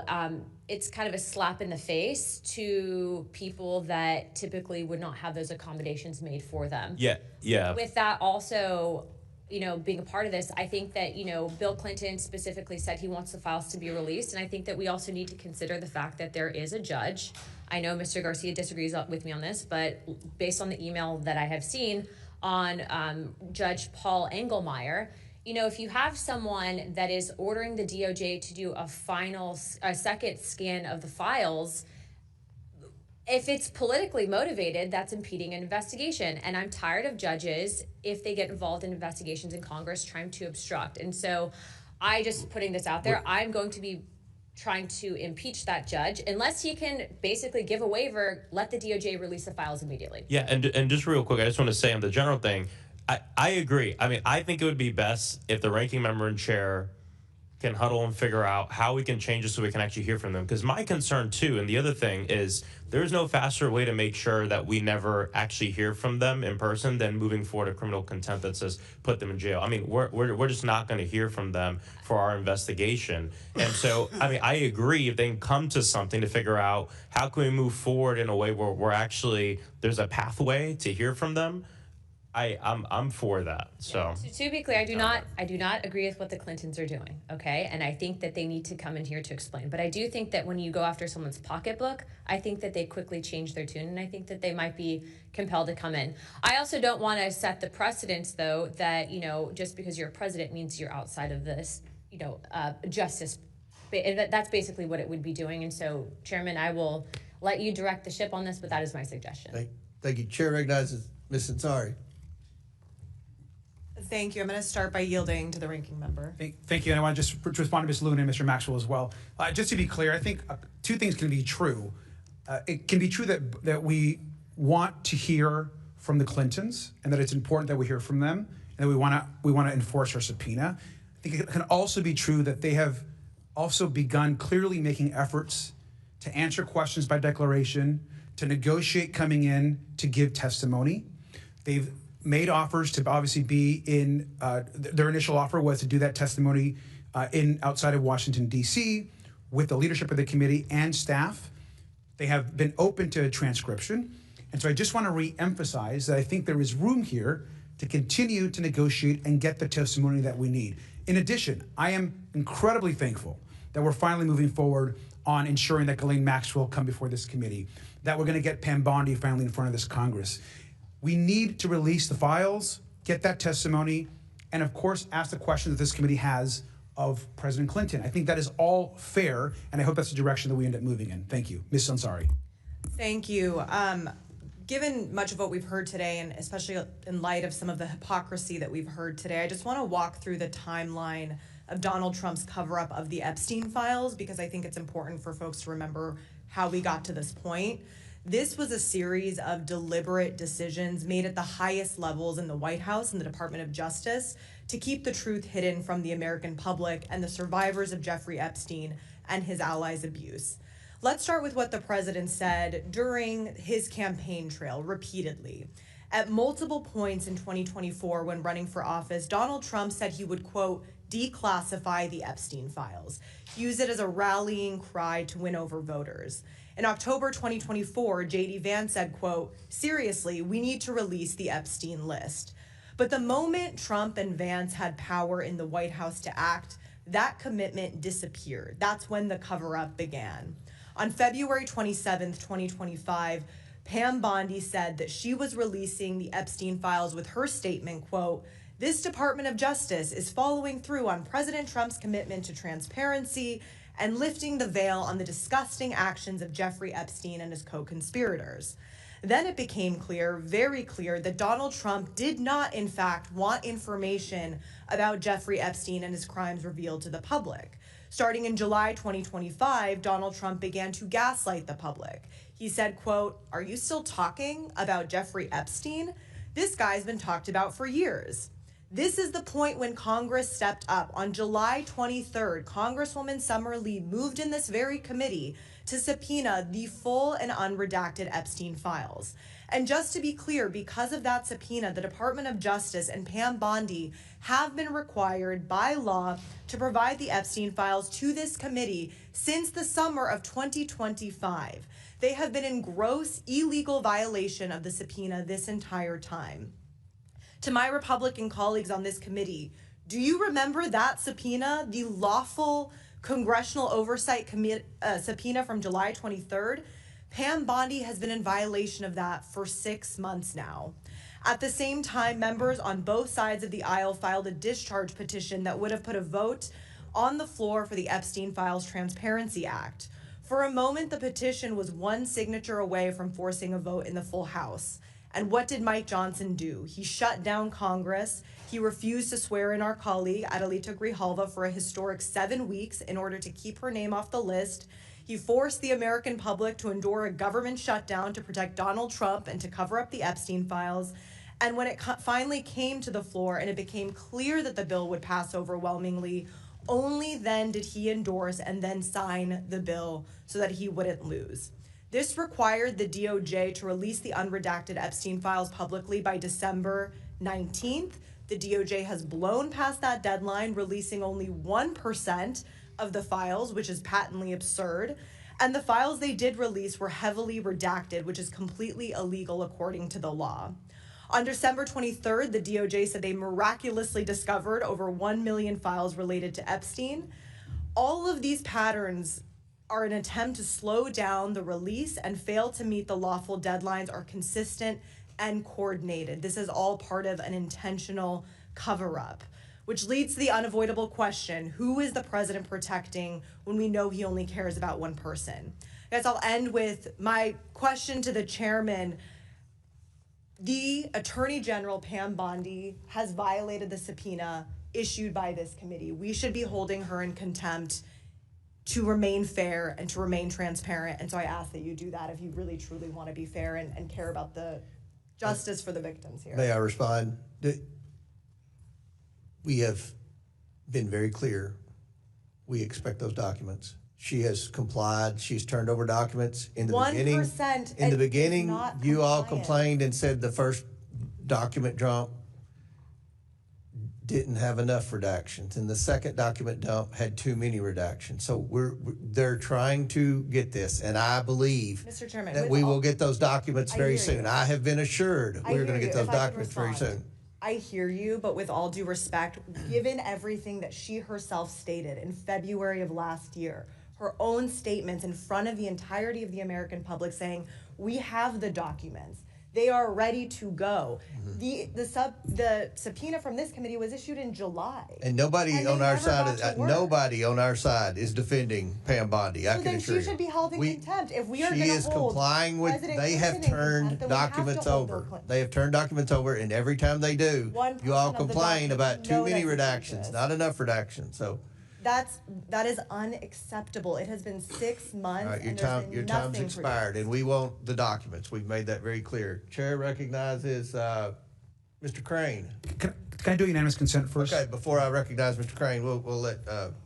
Thank you. I just want to do a unanimous consent request. This is actually an email that has been sent to your team, Mr. Comer, and our team from the Clinton lawyer, and the Clintons that basically says, to be clear, we are not objecting to a transcript and never have. Please make that clear during today's testimony that was sent to you, Mr. Comer.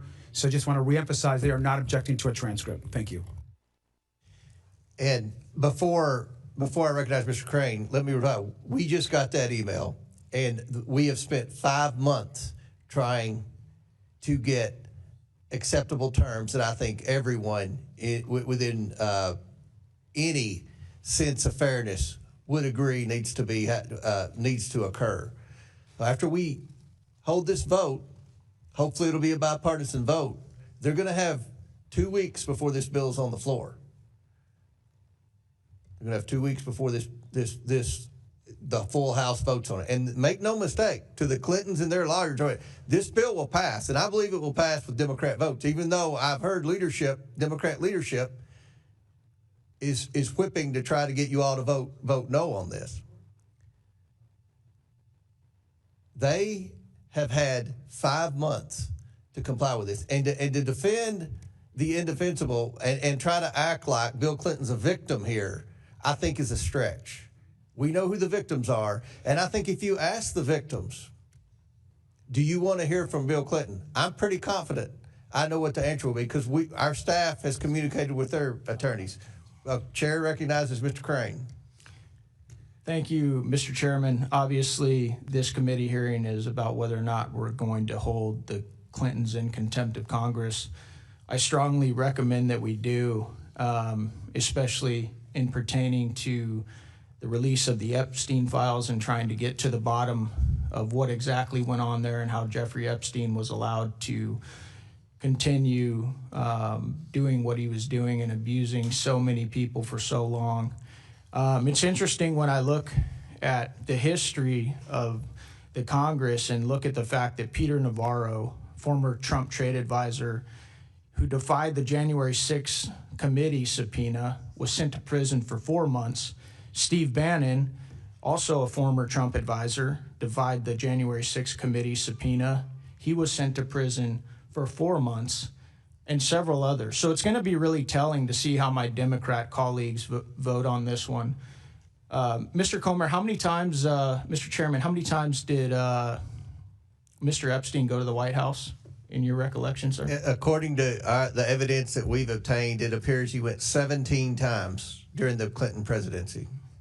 Is that more times than you've gone to the White House, Chairman? I've been member of Congress for 9 years, and fairly high up on the pecking order. I've been to the White House, I believe, 9 times in 9 years. So he went to the Clinton White House double the number of times that I've been to the White House in my entire congressional career.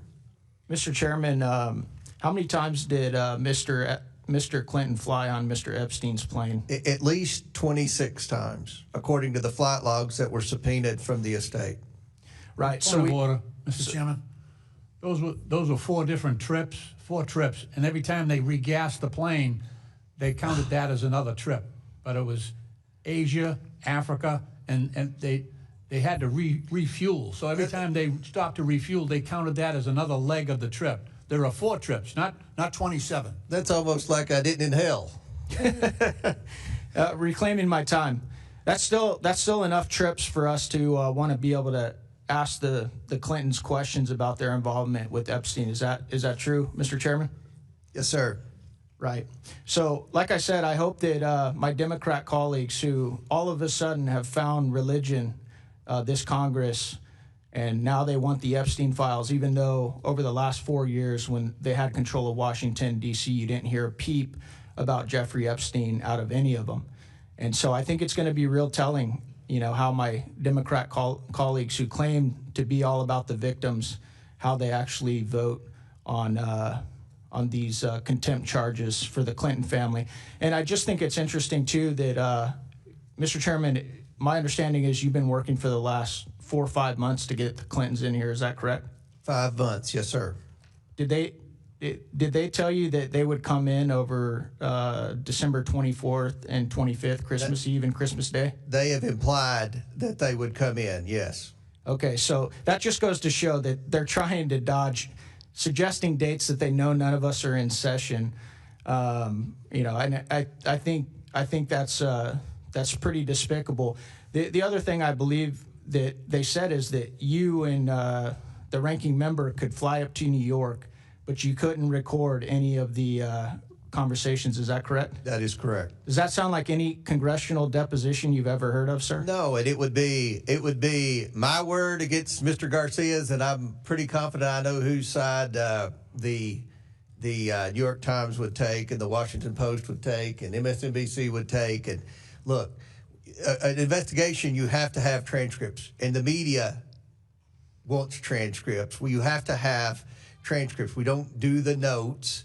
And the Clintons have already accused us of lying, and they accused us of saying this was an unlawful subpoena, which I appreciate Mr. Garcia admitting that it is a lawful subpoena. So I yield back.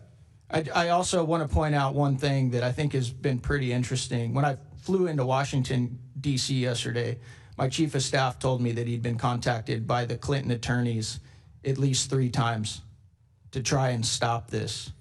So it looks as if they tried to resist you for about 5 months, and once we finally pulled the trigger on it, now they're realizing that this could go very poorly for them. Is that correct, Mr. Chairman? That's how it appears, that they could stall, and then when it finally came to this vote, they felt like they could count on the Democrats objecting and a few of the Republicans that the media would go to, and the moderates, and say, oh, is this going to affect your election? Is this going to affect your election? At the end of the day, I think even the media wants to hear from Clinton. We all want to see the documents. So everyone in America that's keeping up with this, which is a majority of Americans, they want answers, and we're trying to get answers here today, and the Clintons have obstructed for 5 months. 5 months. Thank you, Mr. Chairman. I yield back. Chair recognizes Ms. Tlaib. Oh, wait a minute. Ms. Randall, I'm sorry. Thank you so much, Mr. Chair. I'd like to yield 30 seconds to the ranking member. Thank you. I just want to again just clarify that that the Clintons have not objected to a transcript. I just want to clarify that, Mr. Comer, which you just mentioned, and I think that in this moment of negotiation, which you've been in, and you've been in with them this entire time, there's progress being made, and they've not objected to the transcript. Let's talk to President Clinton, and let's get a transcript of it. Let's have the committee there and the staff there and move forward. Thank you. May I respond? We won't stop the talk. May I respond? They did object to a transcript, Mr. Garcia. They did object to a transcript. They're just now changing because they see that public opinion is not on their side. Chair recognizes Ms. Randall, and we'll give you 5 minutes. We'll give you 5 minutes. Thank you so much, Mr. Chair. I want to start by saying I do not feel it is my responsibility to defend the former president of the United States.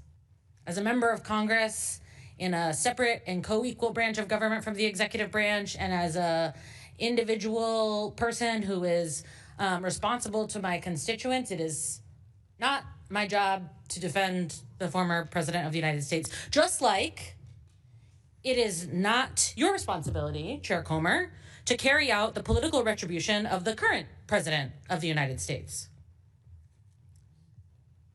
It is also not this committee's job to yield to the Judiciary Committee to question the subjects of our subpoenas. It is not our job to defer to anyone else's interest. And in fact, we have the opportunity at any time to amend the rules of our committee should you choose to take action that our rules keep us from taking. Like that is a tool that you as committee chair and we as a committee have. And I also want to say, I'm not a lawyer. I'm a regular person. I'm 1 year into this job, and contrary to attempts by my Republican colleagues to put the burden of decisions made by Congresses of the past on our shoulders, I was sent here by my constituents just a year ago, and it's to them, to my neighbors, who I am accountable. Not to party leadership, not to anybody else, but to my constituents. So I want to talk about what they are seeing and hearing right now. They are seeing, just as Ms. Ansari previously said, Donald Trump and J.D. Vance and Pam Bondi switch allegiances, decide they no longer want to pursue accountability and full release, unredacted release of the Epstein files. But they're also seeing a system that has failed survivors and regular people over and over. That privileges the powerful and well-connected over regular people.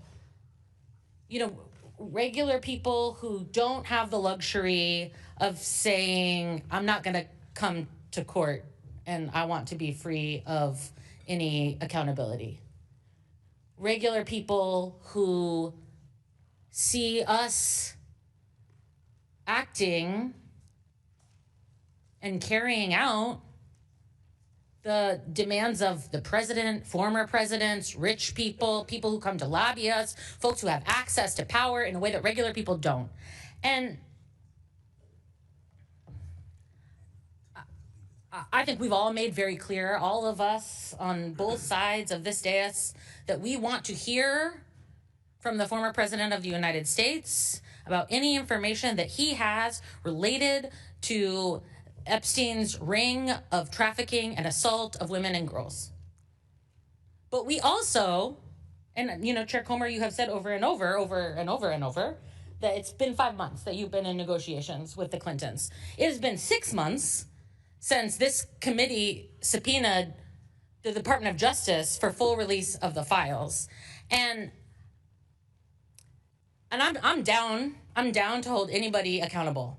I'm down for us to enforce our congressional subpoenas, to uphold our power as a separate and co-equal branch of government. But I want to call the question, will my colleagues on the other side of this dais also hold accountable the Attorney General that has been illegally withholding evidence that has been subpoenaed by this committee and in a bipartisan law passed on the floor of the House?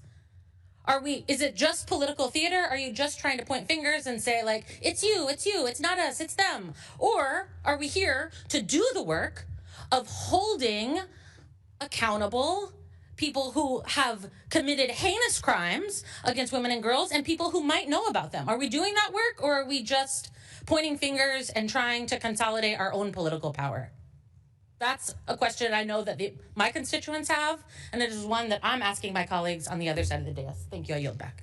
Chair, any member seek recognition? Chair recognizes Ms. Tlaib from Michigan.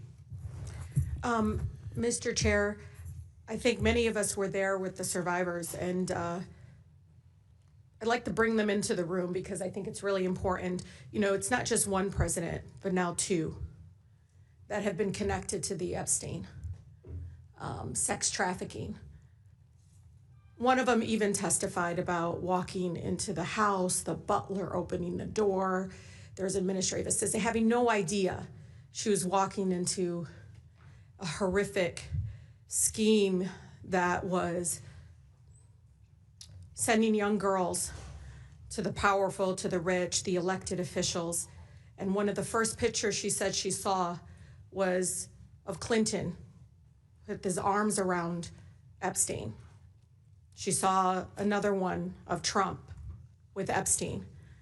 And I just remember her almost trying to convince us, like, understand that I had no idea, as if somehow she was guilty. Do you all remember that? Yeah. And so I'm here to tell you, I'm ready to vote, but I'm also just taken aback and disgusted because I didn't need a birthday card to say the President of the United States, current President of the United States, had something. I didn't need to see the photos by the chairman today of Clinton. All I needed to do was hear the survivors tell us, please do something. These are people that have impacted their lives forever.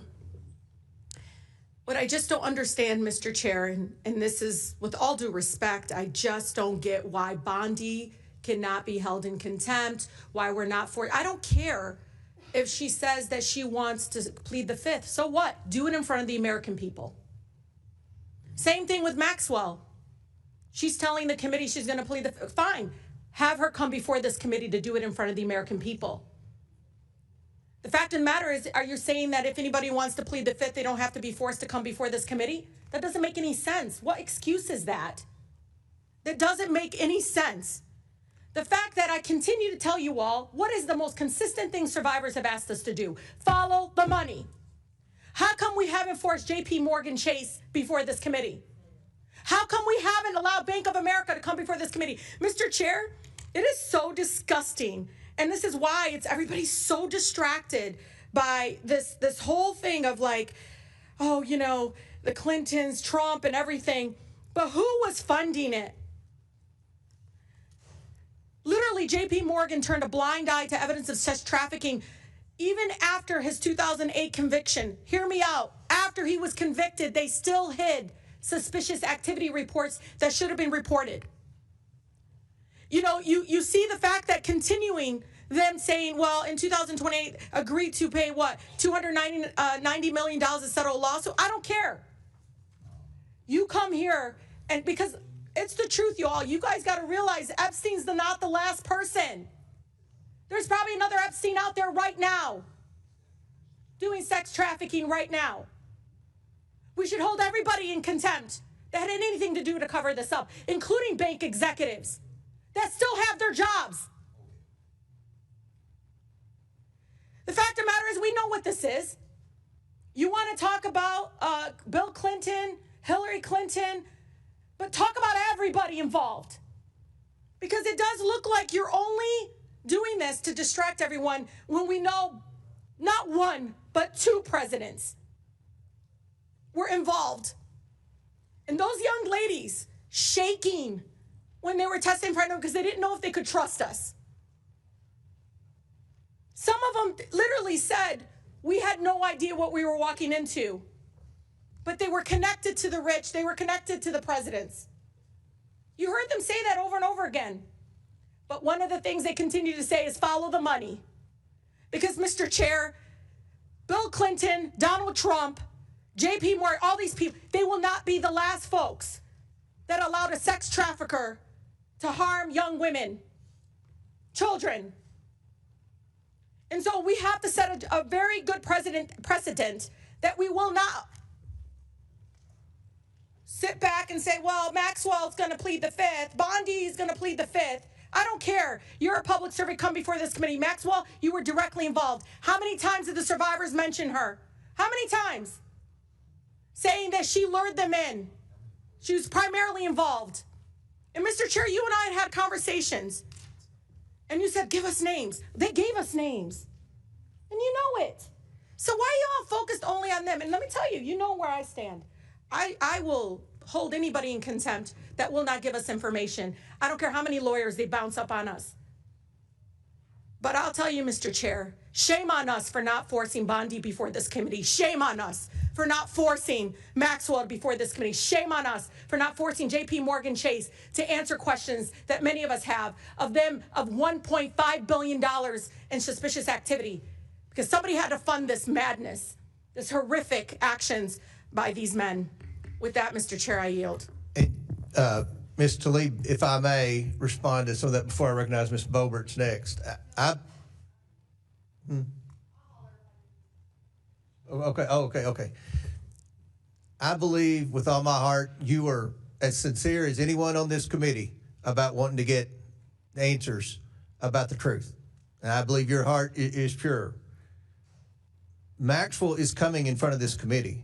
And but we've when? tried. No, let us decide that today when. Like well, when? It's nailed down. February the 9th. She's coming, 9th. and you'll be able to ask her questions. That's one of the things Clinton wanted was only me and Garcia. Maxwell's coming. Anyone who wants to ask her questions on this committee will be able to. So that's. No, I think the American people want answers from President Clinton. I'm not trying to argue with you, Ms. Tlaib. I just want to respond to. Pam Bondi is coming before Congress in 2 weeks. I am confident she is going to be grilled by both parties on the discharge petition. If you didn't want, I don't want to, and Ms. Randall, you mentioned something about the Judiciary Committee. Believe me, I don't want to work with the Judiciary Committee on any investigation, okay? But when we passed that discharge petition, that got them involved. But we had an outstanding subpoena. Just let me explain. Pam Bondi's going to be in front of the Judiciary Committee. We'll see how that goes. We'll see if there's been a document dumped. Mr. Chair, we can't after that. forget the banking and then the institutions last thing, this is the most important thing. Months ago, I approached Ms. Tlaib, Ms. Lee, and Ms. Stansberry, and I said, please, if you all get a chance, and I know you all are all sincere, try to get some names from these women, and we will continue to try to get documents. Mr. Chair, If I didn't want to know let's that, follow if we the didn't money. want to, Let's Ms. bring Tlaib, these bank Ms. Tlaib, you're out of executives. order. We want to hold everyone accountable. We don't care. We don't care if they're billionaires. We don't care if they're Republicans. We don't care who they are. Do you agree to work with me, though? We got to get the bank executives here. Because, Mr. Chair, you and I know that this is still being funded in some other way. Epstein's dead. But we know there's another person out there doing the same thing. We know it because the banks cover it up. These suspicious activity forms were literally these reports that had to be filed. They were there for a reason. So we can stop. And last thing, and then I'm going to open it, I think, to see if there's any other members. But we are going in looking at suspicious activity reports, both Republicans and Democrat staffs going in looking at suspicious activity reports as we speak. I'm all about looking at suspicious activity reports. Now, time's expired. Does any other member seek recognition? Mr. Fallon from Texas. Thank you, Mr. Chairman. I'd like to share a quote with you. I thought it was interesting. No one is above the law, and no one should be escaping accountability. And Hillary Clinton said that. And according to the LA Times, there's another quote.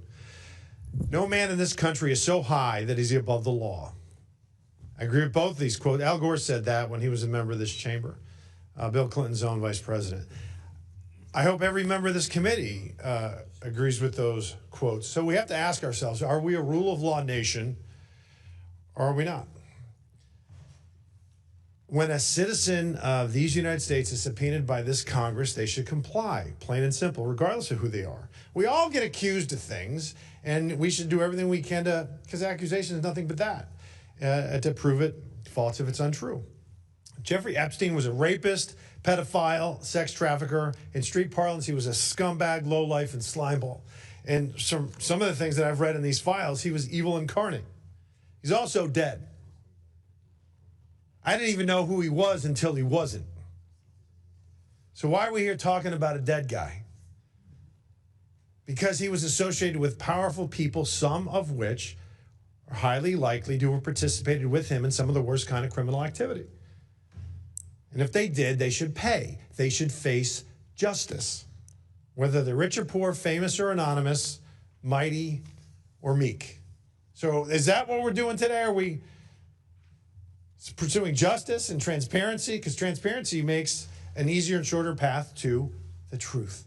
We should be pursuing the truth.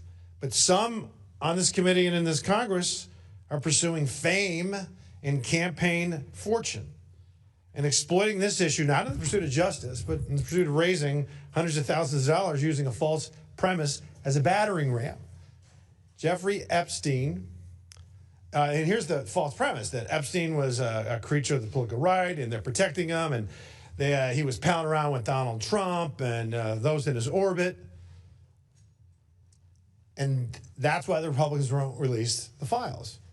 Now, that's incendiary, but is it true? Or is it just a cheap, woke fantasy? Well, here's the facts, and the facts matter, so let's look at tail of the tape. How many confirmed visits to the White House? Under Bill Clinton, there were 17. Jeffrey Epstein visited the Clinton White House 17 times. How many times did he visit the Donald Trump White House? 0. How about documented political donations? 21,000 to the Clintons, 0 to Trump. Documented non-Clinton political contributions. 118,000 to the Dems, 18,000 to the GOP, for a total of 89% to the Democrats and the Clintons, 11% to the GOP. Now to the matter at hand. Epstein files released by the Oversight Democrats from 2019 to 2023 when they were in charge of this committee. 0. Epstein released files by the Oversight Republicans from 2023 to present, 53,000 pages. Epstein files released by the Biden Department of Justice, in the 4 years he was in office. Again, 0. Epstein files released by the Trump DOJ, 2025 to present, 125,000 pages. And a member of this committee completely jumped the shark again. And right after Charlie Kirk was assassinated by a left-wing loon, and it was a time where we really need to turn down the temperature and practice some civility, said, and I quote, "Republicans have been so busy protecting pedophiles and rapists that they forgot what this committee is supposed to be about." Well, I tell you what this committee is supposed to be about, Mr. Chairman, about transparency and truth. And on this matter, the Republicans have led, and we produced results, and the Democrats have done squat and bumpkiss. For the record, you know, that kind of incendiary rhetoric, while it may make headlines and make people famous, or perhaps better stated infamous, and raise loads of woke cash, maybe even get you invited to Hollywood parties. But at what cost? Those kind of lies create division and damage, and they're ludicrous, absurd, lazy, and perhaps, worst of all, unoriginal. And I don't think it's going to translate much to journey to the upper chamber. I hope it doesn't translate to that. The Trump administration and Republicans on this committee and on this issue have served Lady Justice by a count of about 178,000 to 0. So the Clintons should come in, honor the subpoena, and testify. And you know why, Mr. Chairman? In the pursuit of truth. Mr. Chairman, I yield back. Gentleman yields back. Chair recognizes Ms. Stansberry from New Mexico. Thank you, Mr. Chairman.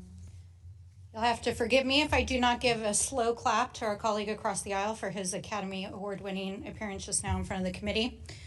But I want to just address some of the things that I heard here today and to talk about why we're here. What I've heard here this morning in front of this committee is exactly why the American people hate politics. Because the American people don't care if you're a Republican, if you're a Democrat, if you're an independent, whether you vote or you don't. They want the Epstein files and they want justice and accountability. And they don't give a damn whether or not it's Democrats or Republicans or who is implicated. They want accountability. And that is what the survivors are asking us for. They are asking us to do our jobs, to make good on the promises that we made them when they came and met with us, and to actually, in good faith, conduct an investigation. Now, I always think it's important to pull back the curtain for the American people about what happens in these committees. And I was not shocked and surprised, but, you know, I think it's important to note that when I stepped out of the committee a few moments ago, the press were huddled on the Republican side of this committee room to take statements from the Republicans. They're not out in the kind of like neutral area. They're standing outside the Republican door so that after this vote is taken, our Republican colleagues can walk out and make a statement to the press. Now, I think that that's important to note for the public here, because this is not about true accountability. Because if this was actually about getting to the bottom of this case and actually holding individuals accountable for the crimes that were committed by Jeffrey Epstein, by Ghislaine Maxwell, by the associates, and the many, many people who are implicated in this case, what would be happening right now in this committee is that Pam Bondi and DOJ officials would be sitting right there on the witness panel answering questions under oath, because they are breaking the law. They are not complying with our subpoena. They are not complying with the Epstein Transparency Act. And on the day, the final deadline, that they were supposed to release their final explanation about why they may have redacted some files, and in fact they have, as has been stated many times, only released less than 1% of the files, Donald Trump used the United States military to invade a foreign country and steal their oil. And while we're sitting here and our colleagues are trying to create a spectacle for the media, every single newspaper in the United States and the world's headline is about how Donald Trump right now is in Europe embarrassing the United States. How he is threatening our NATO allies to invade Greenland. humiliating the United States. And I have to say, I was home over the weekend for Dr. Martin Luther King Jr. celebrations to honor the life and legacy of Dr. King. And the question that I got over and over again from my constituents is, what is in those files that is so bad that President Trump is invading Venezuela, threatening our NATO allies, and sending thousands of armed paramilitary troops onto our streets to create violence and chaos in American cities? That is what the American people are actually asking us.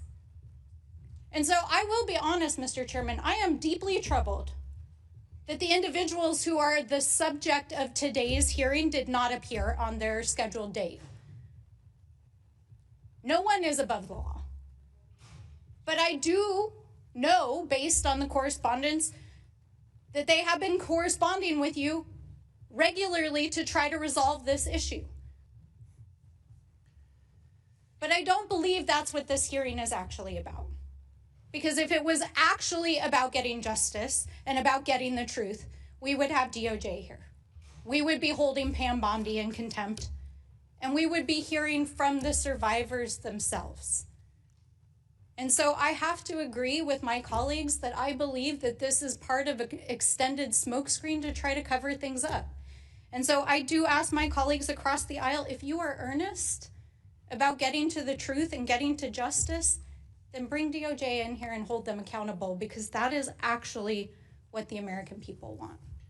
I yield back. And lady yields back. Before I recognize Mr. Biggs, I want to point out again for the umpteenth time, Pam Bondi is coming in front of Congress under oath, and there'll be lots of opportunities to ask her questions about the Epstein files. Mr. Chair, can I ask a question? She's violated a subpoena from this committee, and From she this should be held in committee. contempt for that.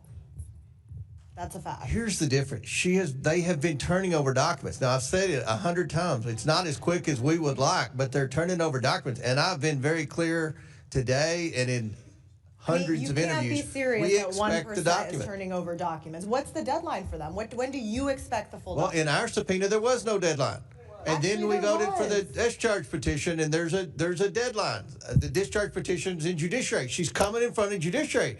Now, that is a fact. Don't try to Oversight committee. Bill Clinton's not a victim here, and the media's not going to take Republican side on anything. But I don't so think let's Pam just Bondi's a be victim. right. I think Pam Bondi. Chair recognizes Mr. Biggs. It's Mr. Biggs, 5 minutes.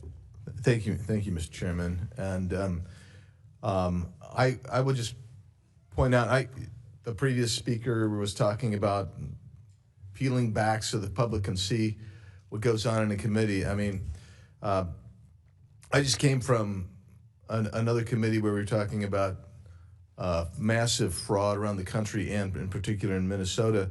And I'm glad that 2 Democrats could find time out of their busy schedule to even attend that hearing. What a shame. What a shame. So when someone says, what is in the files is so bad, I'll ask this question. What is in the files that's so bad that the Democrats for 4 years, when they had control of this committee, didn't release a single document, didn't call a single witness, didn't make any motion? In fact, for those 4 years, go back and look. Did they ever say anything about Epstein? No, they didn't. But wanting to make wanting to get it on the press, that's why you're making the issue today. Because let's talk about why we need to talk with, do this contempt, is because former President Clinton and former Secretary of State Hillary Clinton basically strung us along as we were bending over backwards trying to accommodate their schedule. They didn't show up after we finally had to get a subpoena for them. And I have right here, this is just interesting to me. This is a little note written by Mr. Clinton, former President Clinton, to Jeffrey Epstein's 50th birthday. Jeffrey, happy 50th. It's reassuring, isn't it, to have lasted as long across all the years of learning and knowing, adventures and, no illegible word, and also to have your childlike curiosity, the drive to make a difference, and the solace of friends. He rode on that plane many times. He was apparently close friends with him.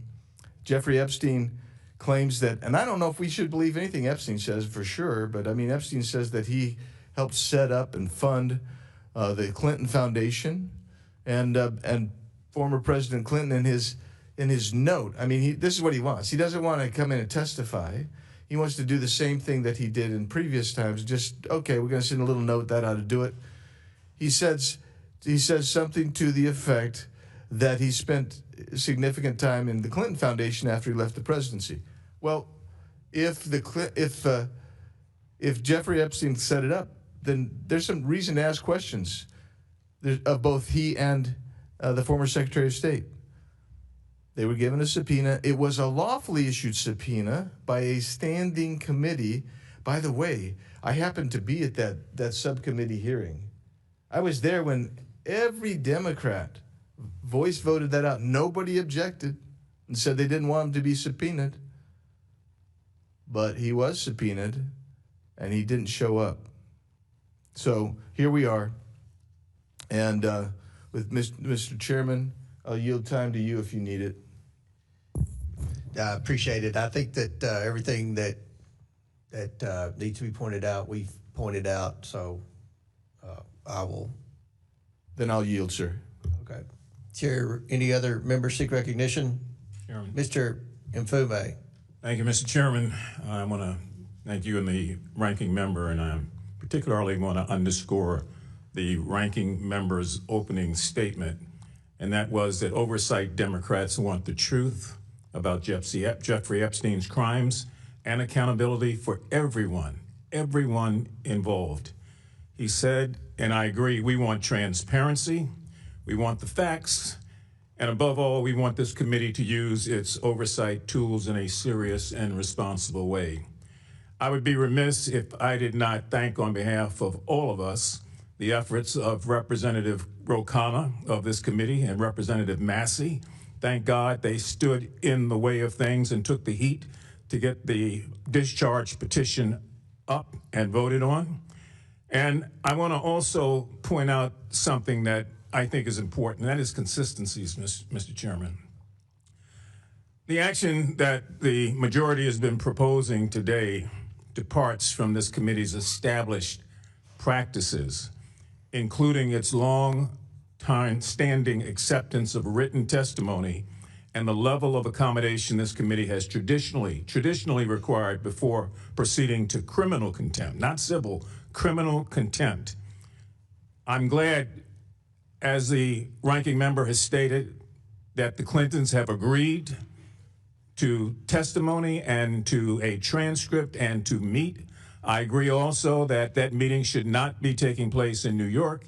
It sends the wrong reason for anybody that gets something from this committee. They should come to the committee. It's just that plain and simple. But it departs in many instances with the way this committee has moved on. And I say that because we never know this time next year who might hold that gavel and who on either side may want to go after the current president, his sons, his wife, his family, and anybody connected to him as a department head.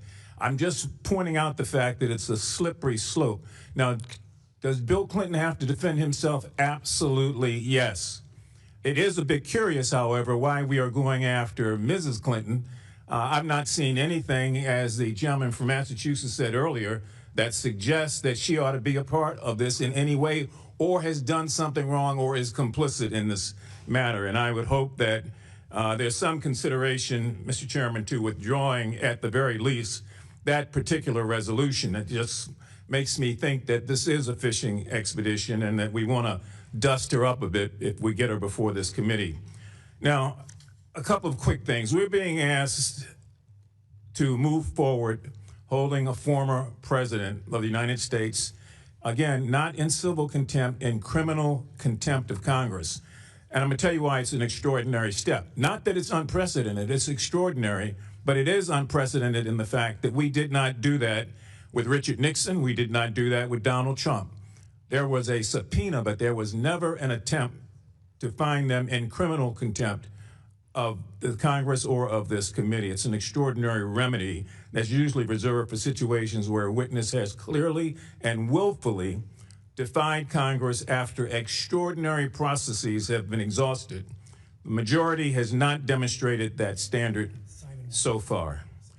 I do want to say also that we're in a situation where I don't think that anybody on the Republican or on the Democratic side of this committee is trying to defend former President Clinton. They're trying to find a way to make sure that we're consistent. So the reason we keep hearing the need to have Pam Bondi before this committee is that we're getting ready to bring criminal contempt charges before there's been an investigation. Usually that happens after the investigation. And the notion that somebody is going to come before this committee, Mrs. Maxwell, and take the fifth, I don't care. She's already a convicted criminal. She can't take the fifth. But we can do the actions we ought to be about, and that is to make sure that both of them are before this committee, and then to make sure also, or to suggest, it's up to you and the ranking member, that that meeting takes place and those transcripts are made available, and that Mr. Clinton comes before the committee with counsel so that we then are in a position to move forward. We're taking a big jump here without doing some of the things that we normally do. Now, I'm glad that Ms. Tlaib brought up the matter of victims. She's not here right now, but all of us sat in that room with those victims. It was gut-wrenching, and all of us made a commitment that we would prove that this institution could and would do the right thing. So we're challenged here, Mr. Chairman, and I hope that you and the ranking member can give us a way to proceed here, that both of the concerns on both sides are addressed. But if we just move straight as we're going now without an investigation, it begs the question, what happens when the shoe is on the other foot? I yield back. Gentleman yields back. Ms. Simon's next. Before I recognize her, I just want to add, with respect to the Hillary Clinton subpoena, you all voted for that. This committee voted for that in a bipartisan manner. Her name was on that list. And with respect to Pam Bondi, again, she's testifying in front of Congress in less than 2 weeks. Chair recognizes Ms. Simon. Thank you, Mr. Chairman. Just a quick comment, and I have a friendly question for my colleague, Ms. Luna. And I'll say a friendly question. I've worked with victims for decades. So few opportunities present themselves for victims to sit face to face with folks who hold power, to beg and plead that everyone who had anything to do with their harm be held to account. So few opportunities. I have been a victim advocate where brilliant young women who have been trafficked across this country have stood in courtrooms and were demanded to testify against their traffickers, and they did with such power and grace, in fear that their lives may be taken because of that braveness. And a number of those young women that I witnessed take all that they had to confront their demons, they were murdered because they took a stand. And so when we did stand in front and sit in front of those victims and they gave us their all, I hope that this is not the only opportunity, Mr. Chair, to speak on their behalf. From our president to everyone in those files, forget all the political games. If these women who are connected with the largest sex trafficking ring in modern day American history cannot get justice, what about the girls in every single state? I mean, it is what it is. That being said, Ms. Luna, you talked briefly about a proposal. She's not in. She's out. There was a proposal put on the table to rethink how we might have a conversation about the Clintons or President Clinton coming in and having a conversation with this body. And I guess that time has passed, but I know that I would love to hear from the former president of the United States. I would love to hear from the Attorney General. I would love to hear from the current president of these United States. The victims deserve to be heard. The victims deserve for the files to be released in their entirety. And the victims deserve for us to get to the bottom of this matter. I yield back. Well, I actually would like to yield my time to the ranking member. Actually, I'm okay right now on time. I might come back around, but back to Mr. Comer and the Republicans. Thank you, Ms. Simon.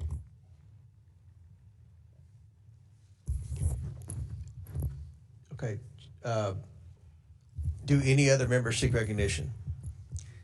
Seeing none, we are going to, there's an amendment at the desk.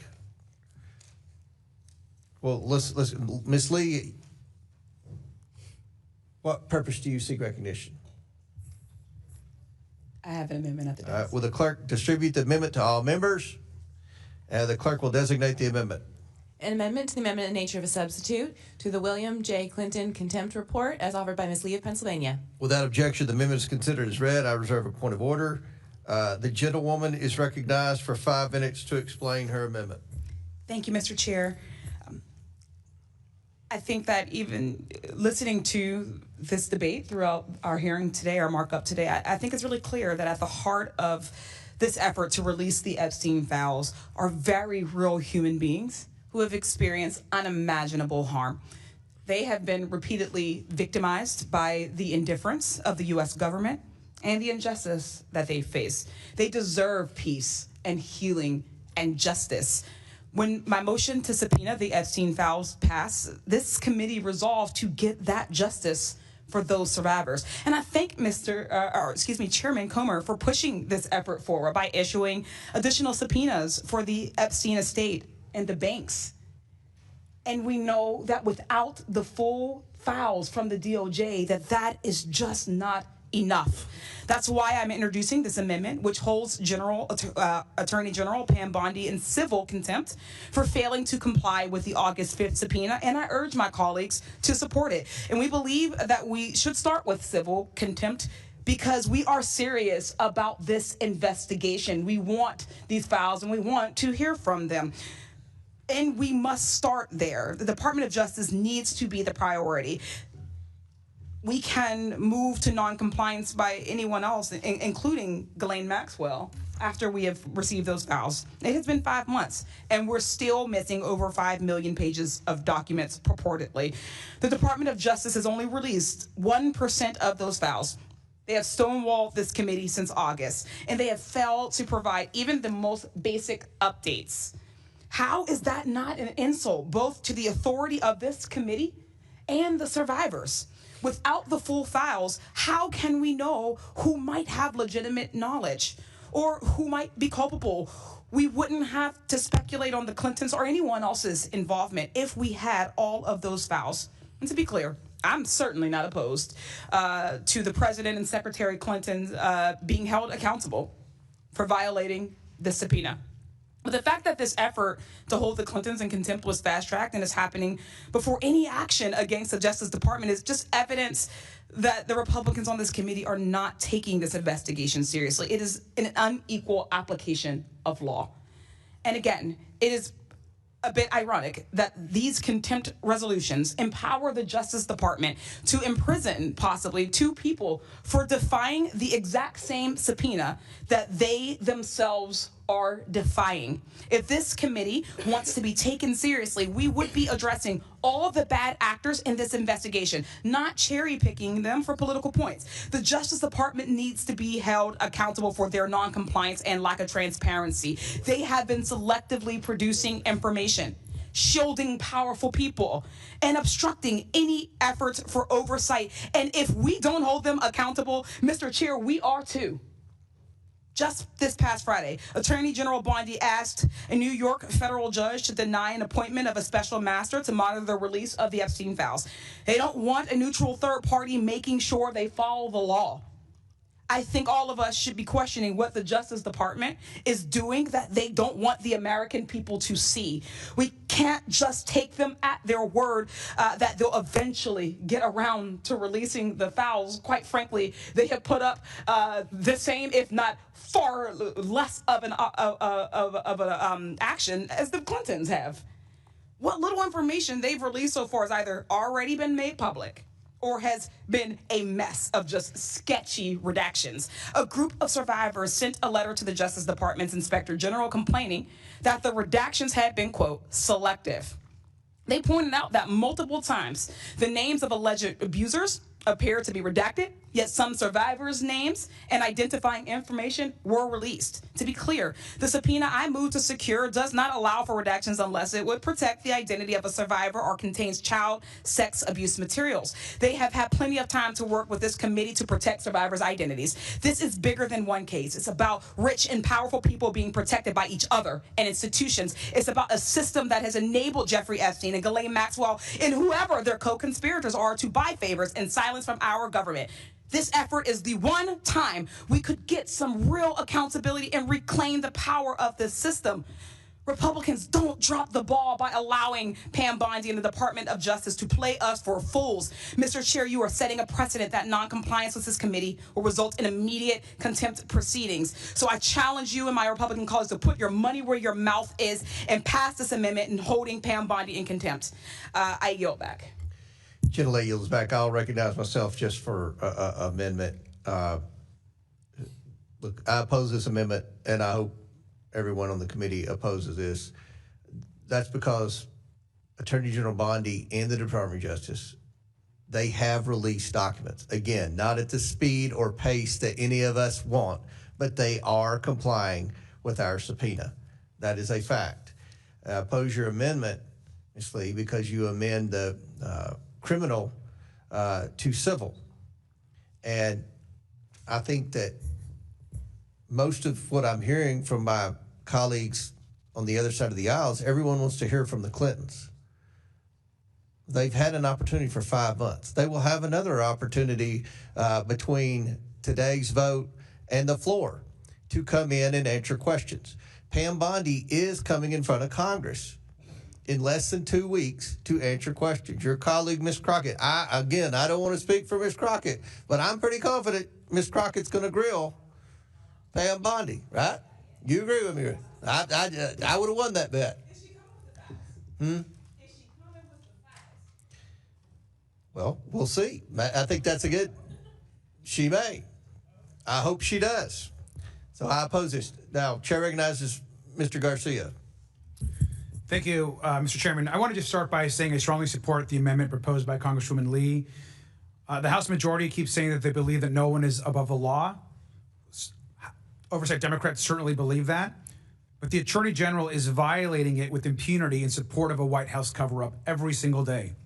We want accountability for her failure to comply with our subpoena for the full Epstein files that's been in place since the summer. She fails to comply with the Epstein Files Transparency Act. She fails to comply with the subpoena put in place by Representative Lee and the committee. This is clearly a White House-directed cover-up. Now, over a month after the deadline, only 1% of these files have been released. No explanation has been given for illegal redactions, again in violation of the law.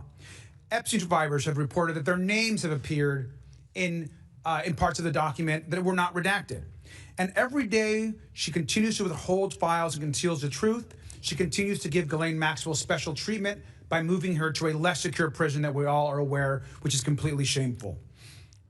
Now, Chairman Comer, you claim, of course, that the Attorney General was complying with our subpoena. I mean, that is absolutely false. 1% of the documents since a subpoena in place during the summer is not complying with our subpoena. Now, on August 5th, 2025, this committee issued that subpoena, compelling her to produce documents and communications. That subpoena unambiguously required the Attorney General to do that no later than August 19th of 2025. August 19th, not December, August 19th of 2025. On August 22nd, the DOJ made a single production of approximately 33,000 pages to this committee. All of those documents, however, were already public. The DOJ has made no additional production to the committee pursuant to the subpoena. The DOJ has failed to provide specific information in response to repeated requests from Democratic oversight staff as to why the DOJ's timetable continues to move and why it's not fulfilled its production or the law. Now, in response to letters from our committee on November 25th, the DOJ transmitted a single letter in response to the committee's inquiries. They claimed that the DOJ was working to comply with the Epstein Files Transparency Act, which now, of course, we know they actually weren't doing because we actually haven't received very much. The letter made no reference to the committee's subpoena, no reference to DOJ's plan for compliance. The corrupt failure to comply with the Epstein Files Transparency Act is not just a crime, it also shows that the Attorney General has made no attempt to actually comply with our subpoena. Now, oversight Republicans might be happy to give President Trump and Pam Bondi a free pass to break the law, but this committee shouldn't do so. This amendment will allow us to go to court to force Pam Bondi to comply with our subpoena and to finally bring the Epstein files to light. I urge adoption, and I yield back. Gentleman yields back. Any other members seek recognition? Who's next on your side? Lynch, Mr. Lynch from Massachusetts. Yeah, thank you, Mr. Chairman. Look, as the ranking member pointed out, we've got about 1% of the documents. I take exception to the declaration by the chairman that Pam Bondi and the Department of Justice is actually producing documents, is cooperating. So we've got the 30,000 documents that they sent us in August. It was a dump, and it was largely already made public. It wasn't prepared. I'll give you a comparison. We've got a handful of attorneys that work for the estate of Jeffrey Epstein, and they have given us more in the same amount of time than the Department of Justice has given. I want to point out that there are 100,000 employees at the Department of Justice. And I know very recently, the U.S. Attorney for the Southern District of New York has now put a considerable number of people on the case redacting documents. But that was 6 months after he started to do that. Clayton started to do that 6 months after we had originally requested the documents. So this is a stall tactic. They haven't given us any of the documents. Remember, back in February of 2025, Pam Bondi said publicly that she had a client list of the perpetrators in the client list was sitting on her desk right now to review. That was back in February of 2025. She went on later on in March 3rd, 2025, she told Sean Hannity that a truckload of evidence had arrived, that FBI Director Kash Patel is going to get me and himself really a detailed report as to why all these documents and evidence had been withheld, close quote. However, in July 2025, Bondi and the FBI released an unsigned memorandum concluding that the review found no evidence, no evidence that Epstein had a client list or that he blackmailed prominent associates. And this is obviously contradicting her earlier public statements and faced significant backlash. This is clearly obstruction of justice on the part of Pam Bondi. We have every bit of reason to infer that she has no intention at all of producing these documents. She has made a mockery out of this whole process, including allowing witness tampering and having Ghislaine Maxwell, convicted of trafficking in this instance, removed from one jail to a much more comfortable position. Why is that not witness tampering? We should ask her questions about that. And the idea that some other committee is going to do this is an abdication of our responsibility on this committee, I believe. We should not look. We are the ones that we had the victims sit down in front of us and tearfully ask for justice from this committee. And we promised that. We promised that we would do everything we possibly. We didn't say, well, we'll check with the Judiciary Committee and we'll let them do the work. We said we would take on this responsibility, which is ours, Mr. Chairman. This is the rightful jurisdiction for this case, and we should demand people with evidence to produce that evidence so that we can proceed in our work. We haven't done that thus far. We've let Pam Bondi distort and obstruct the justice that's due to these victims. It's shameful. It really is. And I want to hear from everyone who has a connection to this. I want to hear from every single witness that might be able to provide evidence to this committee. And I think Pam Bondi, with the millions and millions and millions of documents, is at the top of that list. And she has thwarted justice long enough.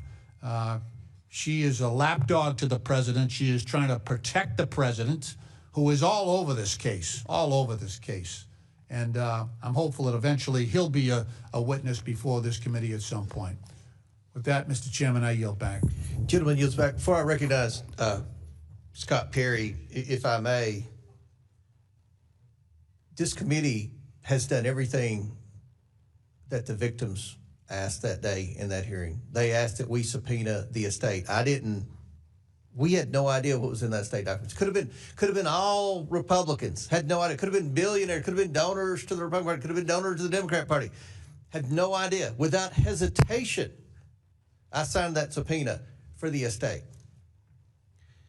And then with respect to your criticism of Bondi, I don't disagree with anything you said in your criticism of the current Attorney General. And I think she's going to have to answer those questions in front of Congress, in front of the American people in 2 weeks. And I'm confident she's going to be asked those questions, and I expect to hear answers from the criticism that you leveled against her. No one's defending her. Again, we expect to get the documents. They have produced some. We aren't satisfied with the pace, and she's going to be in front of Congress in 2 weeks to answer that exact criticism. Chair recognizes Mr. Perry from Pennsylvania. Thank you, Mr. Chairman. I appreciate the opportunity to address the unjustified and cowardly claims made against me by members of this committee after I left, and maybe they were afraid to face me while I was here, but I'm here now and I'm going to face you. Just to be clear, if you have this job, you should know that any subpoena from another Congress is invalid in the next Congress. It dies with the last Congress. That's minimum information that you should know if you're going to serve in Congress. So just let me inform you of that if you didn't know that. Regarding the so-called subpoena, it is unjust and it is immoral to get a group of your friends together who have a predetermined outcome, put them together in a room, and then use the power of the federal government to prevail on your political enemies. The subpoena that was served to me or my counsel was not valid because there was no valid committee serving it. I did not violate any law, and I reject the claims or the averance that I did. The Democrat Party sought to, by use of the awesome and just the grand power of the federal government, to destroy my reputation as a person who was not charged with anything, was not accused of anything, was not the target of investigation. You wish to dirty me up and bankrupt me so you can get rid of me. It is outrageous, and I have not mentioned that at all, but since you brought it up, I felt it was appropriate at this time to clear my good name. And as the years have gone by, more information has come out to prove what I just said was absolutely accurate. What happened during that period of time when you were in the majority was you set up a star chamber with predetermined outcomes and then sought to destroy in any way possible your political enemies by fashioning lies and then repeating them over and over again, which you do to this day. which you do to this moment.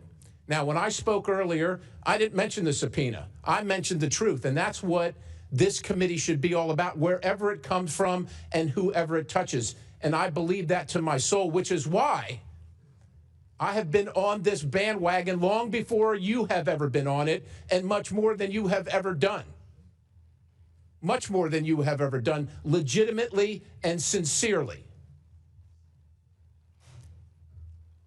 So I thank the chairman for allowing me this opportunity to set the record straight. And hopefully, that won't happen in the future.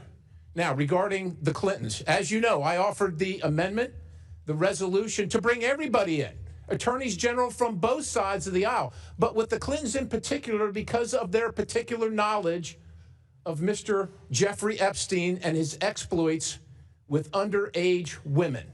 It is horrific. As a father of two young daughters, I would just say that the perpetrators of whatever happened ought to be thankful that their fathers don't know about it. But I sure hope that they do know soon. And I sure hope that there is justice for all the victims and that we don't seek to destroy the lives of those uninvolved for political purposes, which is what, quite honestly, this whole theater, this whole charade has been about. This should have been easy. Is Mr. Clinton an American citizen? We appreciate that he was the president, but according to his wife, he's not above the law, and neither is she. This is a lawful subpoena with plenty of time. The committee has been, and the chairman has been more than generous trying to work it out. But it's pretty obvious to anybody with eyes in their head that the Clintons feel like they're above the law and they're going to get special treatment, as Secretary Clinton did the last time she was subpoenaed. I'll remind everybody that she worked out a deal to come in with her so-called attorney, but was her aide behind closed doors on a Saturday without any transcript. That's where we're headed. I'll yield the balance of my time to the gentlelady from Colorado if she wants it. Thank you, Mr. Perry. I just think that all of this is rich. I mean, we have every Democrat here just with their typical talking points, claiming they want to hold the Clintons accountable and hear from them. So I think it's time we move on and get to the actual point of this. We had the Clintons defy a lawful subpoena, and that is what we are here to discuss. But Democrats want to bring up anything but that. And if this continues, I'm going to call the question. So continue with your Clintons and how you are going to protect them, or I'm going to call the question, we're going to have the vote and end all of this nonsense rhetoric that's going on. Mr. Chairman, I yield. Gentlelady yields back. Chair recognizes Ms. Stansberry's next on the list, I think. No? Okay. Frost, who's next? I just go by what the ranking member wants.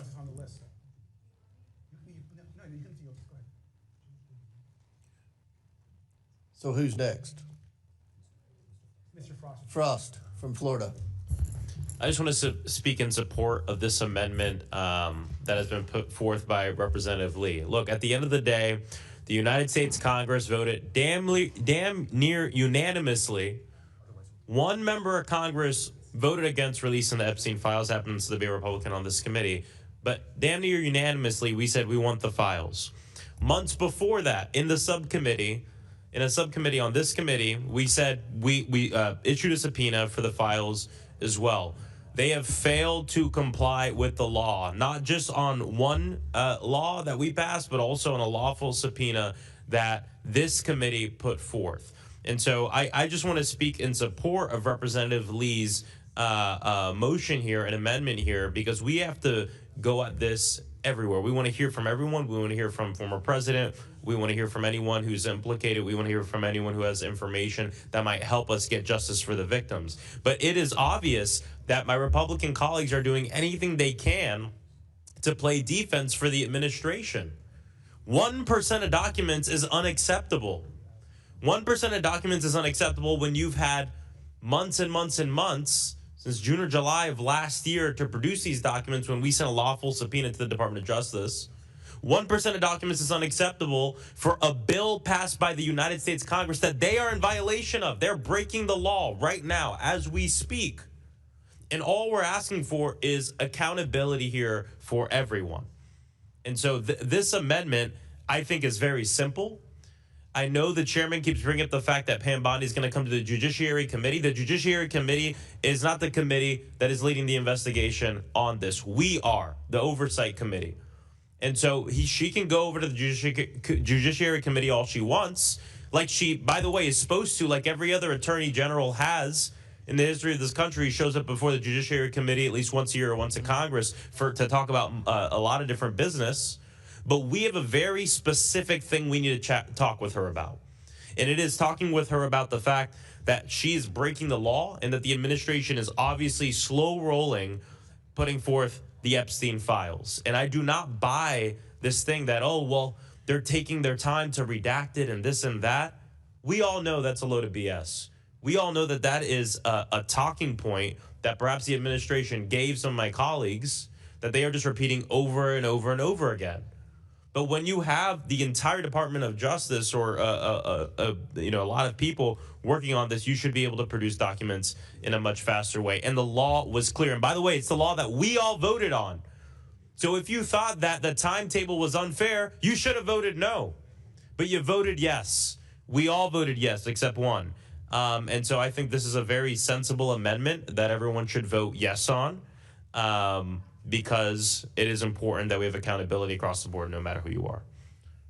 I will yield.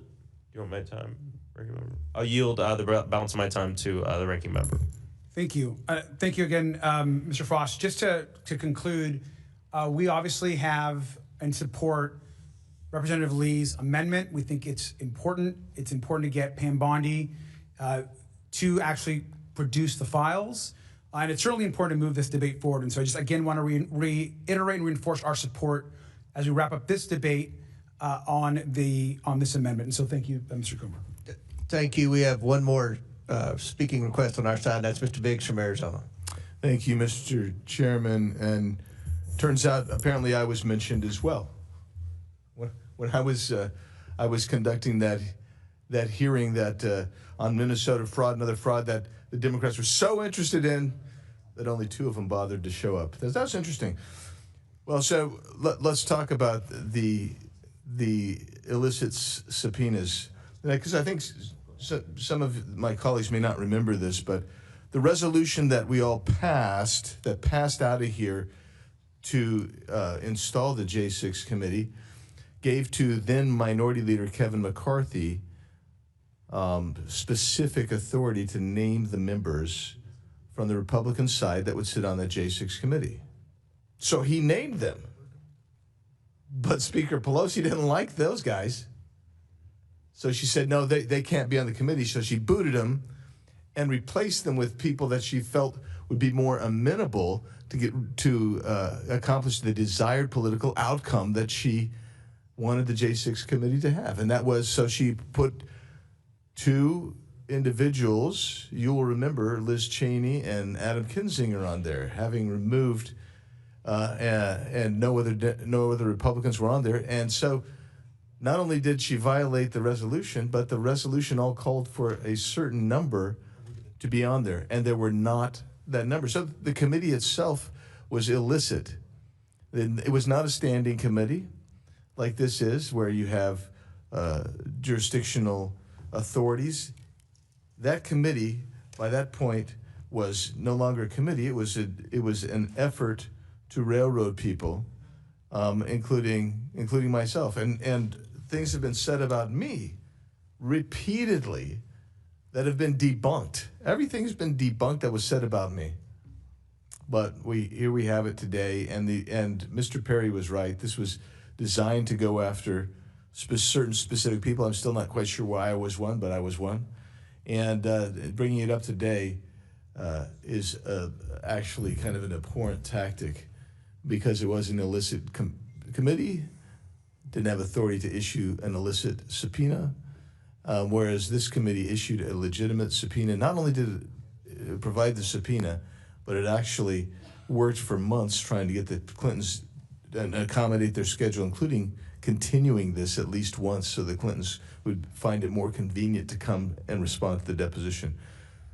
Leaving all other deflection aside, if you really want the Clintons to come in and answer these questions, then this would be the appropriate time to vote to hold them in contempt. And with that, Mr. Chairman, I yield back to you. Gentleman yields back. The question is now Mr. on the Chairman. amendment offered by Ms. Lee from Pennsylvania. Mr. Chairman.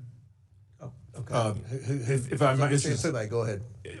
So that we know exactly what we're doing here, because this has gone way off of where we started with Ms. Lee's amendment.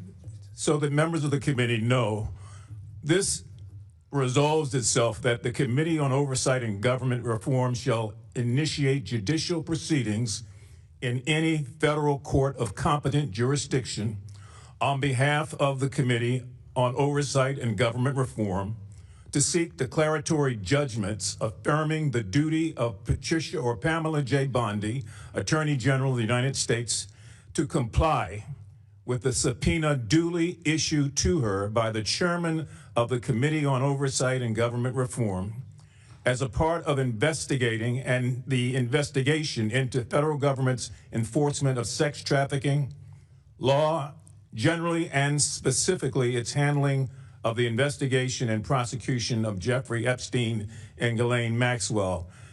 How we vote on this will be very telling. I support this amendment. I would urge other members of the committee to do so also, if we are serious about equal practice and holding everyone accountable. I yield back, sir. Gentleman yields back. The question is now on the amendment offered by Ms. Lee from Pennsylvania. All those in favor of the Lee amendment signify by saying aye. Aye. All those opposed, no. No. In the opinion of the chair, the noes have it, and the amendment is not. Recorded vote, please, sir. A recorded vote is ordered as previously announced. Further proceedings on the question will be postponed. For what? Mr. Chair, I have an amendment at the desk. The clerk will distribute the amendment to all members. The clerk will designate the amendment. Amendment to the amendment in the nature of a substitute to the William J. Clinton contempt report is offered by Mr. Min of California. Without objection, the amendment is considered as read. I reserve a point of order. The gentleman from California is recognized for 5 minutes to explain his amendment. Chair Comer, I motion to amend your amendment in the nature of a substitute to authorize the House Oversight Committee to do three things.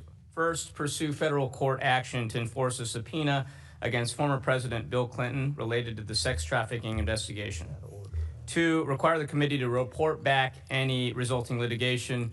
And three, direct the House General Counsel to represent the committee with the Speaker's approval. Now, I have, as mentioned previously, spent my career trying to enforce the rule of law. I started as an SEC enforcement attorney, went on to become a law professor. I very strongly believe in the rule of law. But the rule of law is not just about not having anyone above the law. It is also about not targeting people simply because you don't like them, or because they're in a different political party, or because they've done things you don't particularly care for. Going after an individual uniquely because of how they're positioned is also a gross violation of our powers and of the rule of law. And if you look at the precedent of how Congress has operated, we have three inherent powers when it comes to contempt. Inherent contempt, civil enforcement, and criminal contempt. Now, since we initiated criminal contempt back in the 1930s, we have rarely, if ever, used criminal contempt as a charge, and we have almost never leapt from civil enforcement to criminal contempt.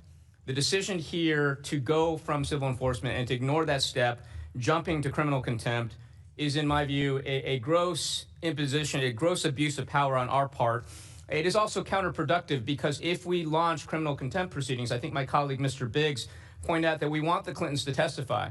If we launch criminal contempt proceedings, we will not hear from the Clintons. That is a fact. They will be tied up in court. We have no guarantee that they will ever testify before this committee. Civil enforcement will achieve the goal we want of getting the Clintons out here before this committee. Now, I just think this is problematic. We talked earlier, Mr. Comer, and I still have not heard you to this point in time say anything about the Clintons defying the subpoena. I've heard you say obfuscate, delay, drag their feet. We've had 5 months. But at no point in time did they say we're not complying with the subpoena. And to me, civil enforcement is an appropriate intermediate step. It makes sense because it allows a court to step in, secure compliance with the committee's subpoena in a nonpartisan, orderly way that follows the rule of law. court would be empowered to impose fines and actual imprisonment if the individual or entity refuses to comply with us. If we break from precedent, this is going to start potentially a chain reaction of partisan warfare with criminal charges. That is not a road I believe we want to go down in this committee or in this Congress. I think civil contempt will achieve our goals, and it will do so in a way that is consistent with the rule of law. With that, I yield back. Gentleman yields back. I'll recognize myself for a few minutes. The committee's consulted with the House Office of General Counsel as well as committee counsel, who have expressed significant concern with shifting from criminal contempt to civil contempt because it would likely result in extended litigation that would go beyond this term. As Mr. Perry said, a subpoena is only good for a congressional term. He is already 5 months past his subpoena. The Clintons have lawyered up. There's no question in my mind that if we do this, they will ride this out and hope that the House flips and that you all are in control and you all just let them get by without answering any questions, which I think is terrible. So I cannot support this amendment. I ask my colleagues to oppose this amendment. Chair recognizes the ranking member. Thank you, Mr. Chairman. I want to support the amend motion. I just want to reiterate something I think all Oversight Dems have said today is that we all want to hear from President Clinton. We all want questions answered from President Clinton. I don't think one member of this committee has stated anything differently. And this amendment is a way for us to secure compliance without immediately moving to criminal contempt while they have been trying to negotiate answering our questions. We can continue to let the legal process play out. Both the integrity of our investigation as a whole is critical as we move forward. This is an opportunity for us to get our questions answered from President Clinton. We will do that without empowering a Department of Justice that, quite frankly, has been corrupt and untrustworthy for many, many months. We should continue to negotiate and work through an established process. Clearly, there's interest to negotiate from the Clinton side. Let's hear from President Clinton. Let's support this motion. I yield back. If I may, and with all due respect, if you want to hear from President Clinton, have him come in for the deposition. They've had 5 months to do that. For whatever reason, you've been unsuccessful. There's 2 more weeks before this will be voted on for the full House. We will hear from Bondi in between, and we will go from there. We expect to hear from Bill Clinton. He's not above the law. Mr. Walkinshaw is recognized. Thank you, Mr. Chairman. A couple of points. One, it seems to me like we made some progress in the negotiation to talk to President Clinton here today. You have acknowledged you and your team are no longer going to demand to be able to ask questions not related to Epstein. The Clintons have agreed to transcription of that conversation. So you could go to New York and talk to President Clinton on the date that you all set. That's ready to go. We've heard from Ms. Luna that it would be a bad look for you and the ranking member to have to drive to New York. They got airports there. You all could take a flight and go to New York and have the conversation. That would move our investigation forward.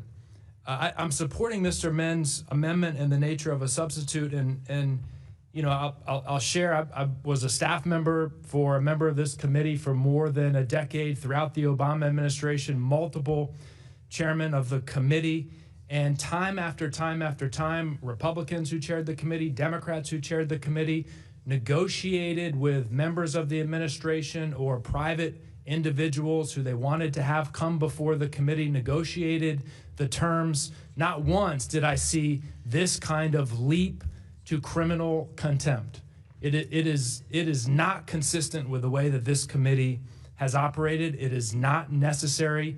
Mr. Men's amendment, or you and the ranking member going to New York and having the transcribed under oath conversation with President Clinton would move our investigation forward. Either of those are better options than pursuing criminal contempt, which would not get us a conversation with President Clinton, would not move our investigation forward, and would not get the survivors the transparency that they're demanding. Thank you, Mr. Chairman. If I may, Mr. Walker, to reply to that, one reason that your counteroffers today don't hold a lot of weight with me is the fact that we never demanded to their attorneys that we ask questions outside the realm of the Epstein investigation. That was never a thing. They have just made that up. So their dishonesty, we've already admitted one lie when they said this wasn't a lawful subpoena. That was in the letter from Bill Clinton and Hillary Clinton to me. They said this is not a lawful subpoena. It is a lawful subpoena. Does anybody disagree with that? It is a lawful subpoena. So, number two, we've never asked to ask questions outside of this. And I'll give you an example. When we were negotiating with Hunter Biden's attorneys, or judiciary was negotiating, we agreed when Hunter Biden came in to talk about the Biden influence peddling and the money that they were receiving from foreign countries, we wouldn't ask about the stuff on the laptop.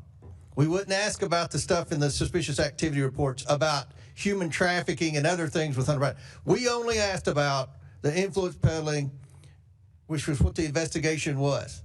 And it's been the same with the Clintons. So if their attorneys are trying to spin out with the media that we wanted to talk about Monica Lewinsky or anything else, that is not true. All we want to talk about is Epstein. That has always been the deal. And for them to say otherwise is a complete 100% lie by the Clinton attorneys. Well, I'm glad to hear that, Mr. Chairman, and I'm glad that the Clintons have agreed to have the conversation transcribed. So it seems to me that the only remaining barrier of the barriers you have identified is you don't want to go to New York. And from my view, this investigation I'm going to New York is important this weekend. enough. That's not a barrier. Go to the moon. Let's have the conversation. You can do it. Chair recognizes who's next. Ms. Stansbury. Thank you. Honestly, I just want to get some clarification because I've heard so many different things here this morning. So, Mr. Chairman, you just said you're willing to go to New York. In fact, you're going to New York this weekend. Is that correct? The committee has released the emails, so you can see the communication I'm not between trying the to be difficult. I really just want to understand. Are you willing to go to New York to conduct this interview and deposition? With the committee, with the staff, it's not going to just be. We have negotiated this for 5 months, Ms. Stansbury. No, I'm just asking And simple questions. you're all So are the thinking, question, and they've had 5 months. So is the answer a yes? It sounds like it's a yes. My other question for you is, so it's my understanding that you guys have received both correspondence by phone, email, and from a written letter from the attorneys from the Clintons offering to do this on the record with you, with the staff, with the attorneys. Is that correct? I wasn't paying attention to your question. Okay, we're here pursuant to a motion you brought for contempt, and the claim is that you have made reasonable accommodations and that they have not been responsive, but they have transmitted correspondence to all of the members of the committee, including yourself and all of the members, basically including a letter from their attorneys stating that they have offered by phone, that they have offered by email, and they have offered in a written letter from both themselves and the attorneys to meet with you on the record with the staff to give sworn statements. Is that correct? We have negotiated for yes 5 or months. no, You all have they? are trying to create a false narrative. You've had 5 months. You should have gotten to the Clintons before the contempt vote. All I'm asking you is if that's true. And if they weren't losing public opinion, Ms. Stansbury, they would be defying this now. That's the only reason there's negotiations at the last minute. But Mr. Chairman, I'm just asking. They don't get to make the rules. We make the rules. The chairman of the committee, we make the rules. But Mr. Chairman, is that the fact? That's all I'm asking. Is that factual? Just to be clear for the public, his staff are advising the chairman to not answer that question. Okay. No, the staff said they couldn't understand what the hell you were saying because you've blabbered for 3 minutes. But go ahead. Okay, Mr. Chairman, let me say it again. Is it true that the Clintons and their attorneys have had multiple conversations with you via phone, via email, and via written correspondence offering to give sworn statements on the record to you and the staff? Just a yes or no. The Clintons said that we could take notes, Mr. Garcia and I. But The committee would like to ask questions as Are well. you not in receipt of a letter postmarked from their attorneys yesterday saying that they would give sworn statements under oath? Sworn, that's not a record. You're not in possession of the letter that their attorneys sent yesterday to the entire committee. What their letter is stating isn't what you're stating. Okay, well, I'm not going to read the letter. We'll make sure it's available to the public. Although I'm sure But they'll in make any sure case- anything's available to the public. The problem is they've not been truthful, and But Mr. Chairman, the legal standard for contempt is non-cooperation. And so my question to you is, are you making reasonable accommodations? Are you cooperating? Are you in correspondence with them? And this is in direct relation to the motion that was made now for an amendment that essentially would use our civil compliance code in order to get full compliance from the committee. And you're saying you're opposed to it because they haven't complied. But I have not heard you lay out the case for compliance. So why would you oppose civil compliance? Ms. Stansbury, we've been negotiating for 5 months. In the meantime, every other But that's person not has the legal complied with the standard subpoena for that the we've court. dealt That's with. not Just- the legal standard for the court, Mr. Chairman.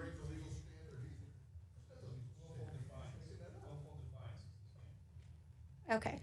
Well, I see we have a lot of armchair lawyers here. I am not one, but Mr. Min, I do support your amendment, and I think that while the chairman refused to answer questions on the record, I think we established that there has been ongoing correspondence and that it does not meet the standard.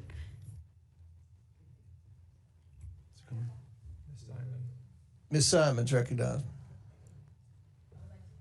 I would like to yield my time to the ranking member. Thank you. I just want to clarify two things. The first is in the comments, I know, Mr. Chairman, you had just discussed about not going beyond the scope of the Epstein investigation with questions. To be clear, though, during the Bill Barr, that you were not interested in, during the Bill Barr deposition, you did go beyond the scope of the Epstein questions. You asked questions about Russia and a bunch of other things. And so that has been that testimony was public. That has been a pattern that has been in the public realm. And so the reason the Clintons have pushed back on that is because you actually have gone beyond the scope of the Epstein investigation in depositions on this investigation with folks you have subpoenaed. I just want to be clear about that, because you just mentioned that right now in your comments. And the second thing I want to say, just to Ms. Stansbury's point, to reiterate, is regardless of when it was done, it's false to say that the Clintons haven't agreed to a transcript of the deposition. They have agreed to a transcript. They've done it and they've reiterated that position in an email that they sent today. It's a position they've made before. Today. To position, sir, I mean, obviously, to position that they've made before to your team. It's a position that they have made a few days ago. They've publicly said it in the press. In fact, it was covered, I think, today or yesterday in an article in the New York Times. And they again reiterated it during this testimony when you said that they've not agreed. They've clarified their position. They are willing for it to be transcribed. I just want to clarify that. Chair recognizes who's next. I still have time. Okay. If that's okay, Chair, I would like to use the remainder of my time and yield it to Representative Min. Thank you, Rep. Simon. I just want to add a couple points here. First, I just want to note something that I think has been a little bit conflated today. This vote today on the contempt proceeding is not about whether Bill and Hillary Clinton were involved with the Epstein sex trafficking ring. If either or both of them were involved, they deserve to be prosecuted to the fullest extent of the law. The survivors deserve justice, but the vote that we are about to take later today is about whether the Clintons' actions in negotiating through their lawyers on the particulars of how, when, and where they might appear before this committee, whether that constitutes a willful defiance, and that is a legal standard, a willful default of the subpoena issued to them. And again, I want to point out that Chair Comer has repeatedly talked about negotiating for 5 months, delaying and trying to run out the clock. I do not believe that that is willful defiance of the subpoena. That's not just my opinion. It's the opinion of every serious lawyer in this space that I've talked to that actually knows this area of the law. I think we are going far afield here and going straight to criminal contempt. I would also just point out and rebut what the chair said about criminal contempt leading to the Clintons testifying here. If we issue criminal contempt proceedings, I don't know if you followed how courts work. A civil enforcement of a subpoena can take place very quickly. Criminal trials will take a very long time, months, if not years. That will definitely run out the clock. We will never hear from the Clintons before this committee. And so I would urge you all to consider this amendment to the amendment in the nature of a substitute, because it will actually allow us to hear from the Clintons, maybe get the answers we want from them. And particularly since, Chair Comer, you've repeatedly said there is no basis in your mind. The committee's not accusing them of any wrongdoing. We're just simply seeking answers. If we want answers, if we want more information to get to the bottom of what happened with Epstein and this horrific child sex trafficking ring, we should be looking to civil contempt, civil enforcement, because that will actually get them before us, not criminal. With that, I yield back to Chair Rep. Simon. I would like to yield my time to Ms. Stansberry. Ms. Stansberry says no. I would like to yield my time to the ranking member. I think we've made our case. I think that we support the amendment. It's the right way to go, and civil contempt is the right next action if we're going to go in this route. Thank you. I'd like to yield my time back to the chair. Thank you. Chair yields back. We did call votes, but Mr. Biggs wants to be recognized, and I think we're going to vote on the Min amendment. Yeah, I'll be pretty quick. So when you take into the correct legal standard, and you talk about willful and defiance, so you have a culpable middle state and you have the act. Mm-hmm. The act took place here when they didn't show up. That's the defiance. They didn't show up. Now the question is, was it willful? Well, the other piece of evidence you have that it was willful is they sent a little note saying, this is all we're going to say. This is what happened here. And that's the evidence. It was willful. They knew about the subpoena because they negotiated with you. You even moved the time for them. They chose not to come. When you reissued the date, you gave them the date that ostensibly was going to be more convenient. They continued to say they were going to come, and then at the last minute they slipped a note in saying, this is what I'm going to say. I'm not saying anything more. That's the culpable middle state. You've got willful defiance. Thus, contempt is appropriate. And I'll yield back, Mr. Chairman. Very good. Very good. The question is now on the Min amendment. All those in favor signify by saying aye. Aye. All those opposed say no. No. In the opinion of the chair, the noes have it. A recorded vote is ordered. As previously announced, further proceedings on the question will be postponed. Pursuant to the previous order, the chair declares the committee in recess, subject to the call of the chair. We will plan to convene immediately after the first vote series. With that, the committee stands in recess.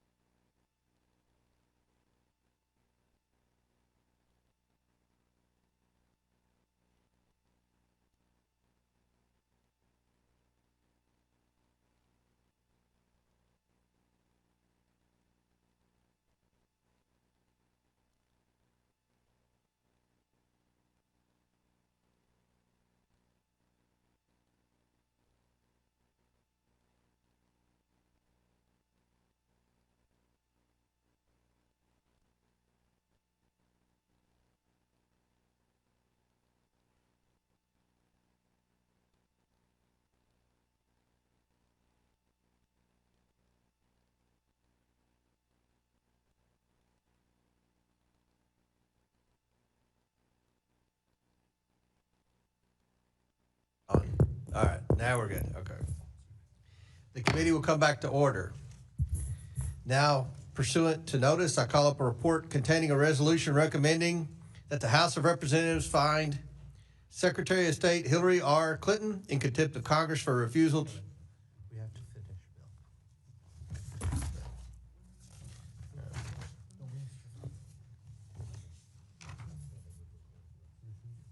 Okay. Mr. Chairman, I have a point of order. Point of order. State your point. Are the amendments going to precede the vote on the two resolutions, or is it the other way around?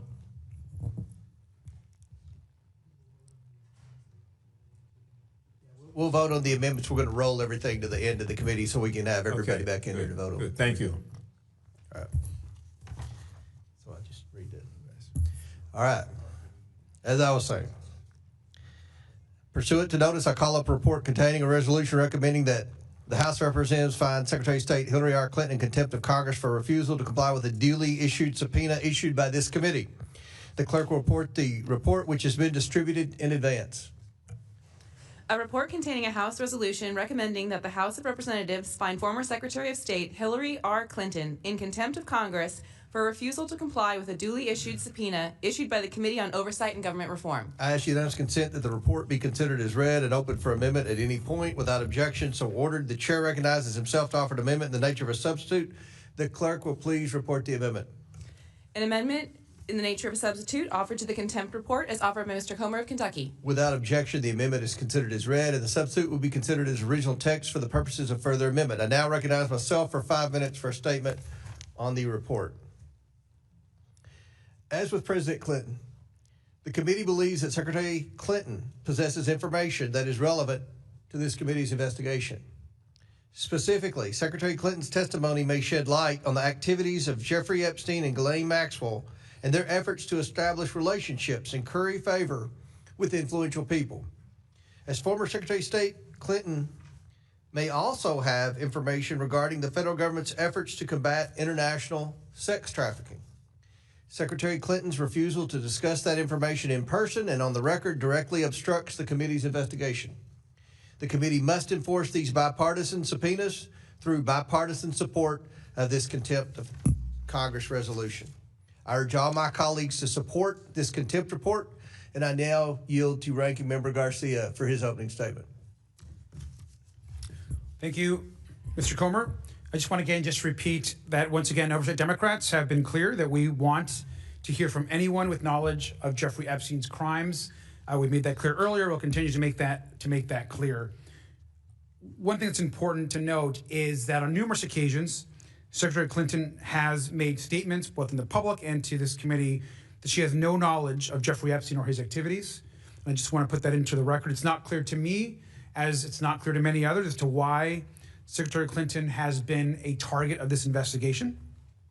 The Secretary submitted a sworn declaration under penalty of perjury that she had no memory of ever meeting Mr. Epstein, never flew on his plane, and never held any office with responsibility for investigating his activities. She testified to having met Ghislaine Maxwell, possibly in passing, but did not have a relationship with her. Now, Oversight Republicans did not pursue subpoenas to former attorneys general and FBI officials who certified that they had no knowledge of the case. And Hillary Clinton should have her subpoena dealt with in the same way.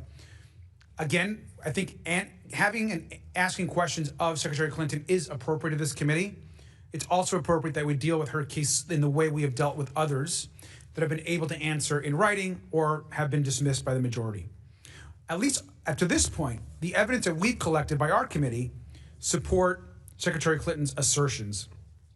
No one who is serious about justice for Epstein survivors believes that Hillary Clinton has somehow been involved in Jeffrey Epstein's crimes. We also know that, of course, that Donald Trump is very clear about weaponizing against his opponents. In fact, he's famously, of course, led the call to lock her up since the 26 election campaign and is clearly moving forward to do the same.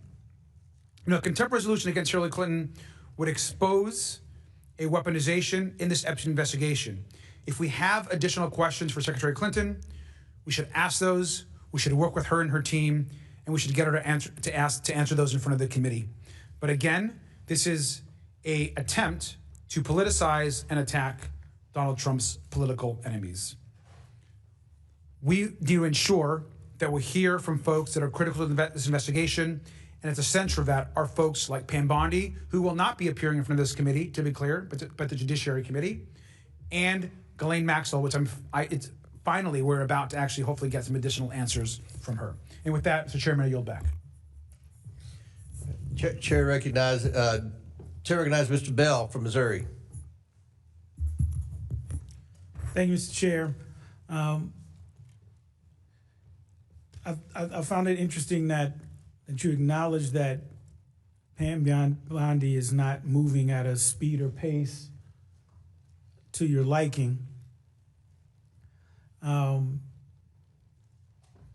And I think the biggest concern for many of us who are looking at not only ensuring a real investigation to give these victims, these survivors, the respect that they deserve and the justice that they deserve, but it just appears over and over that we are not using the same standards as a result of partisanship.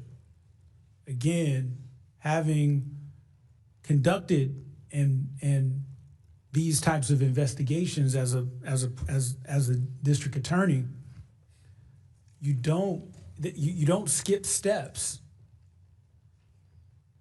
If the evidence is there, you review the evidence and you follow where that evidence leads you. You review the evidence, develop your theory of the case, and then you conduct your investigation based on the evidence. Now, there are times when you don't have the evidence, and you do have to try and investigate in different ways to try to get that evidence. But in this case, we have the evidence. This Congress voted on a bipartisan basis to have that evidence released. But yet, we're trying to skip steps for political points. And again, Mr. Chair, you acknowledged Pam Bondi not moving at the speed or pace that you like, but you were still comfortable with the 1% of the files that we got. 1%, 99% not. We still don't have anything. Not 20%, not 30% we're missing, or 40 or 50. 99% of the files that we're missing. But yet, there's no criminal contempt push with respect to Pam Bondi or any urgency. But yet, the legal analysis for criminal contempt is that there is no cooperation, that there's no negotiation, because the case law, the courts have determined, as long as there is negotiation, good faith negotiation, you have to give time for that. And that's not moving at the speed and pace or pace that the committee prefers. But in this case, we're jumping right to criminal contempt. And what I would say is, like, just about every member that on my side of the aisle has said, we want to talk to anyone who has evidence pertaining to these survivors. Anyone. And if we go down, and I want to hear from the Clintons, if this committee is successful in going down a criminal pathway, we're not going to hear from them. And that defeats the purpose. You get your political points, but it defeats the purpose. And so at the appropriate time, if anyone were refusing to work with this committee, and as we've seen with the affidavits, this does not apply to the Clintons. If anyone refuses to come to this committee without, and just ignores it, then all of us will support the appropriate remedies. But in this case, it's clear that this is a partisan attack to try and score points, as opposed to actually trying to do a real investigation to give the survivors in this case the justice that they deserve. And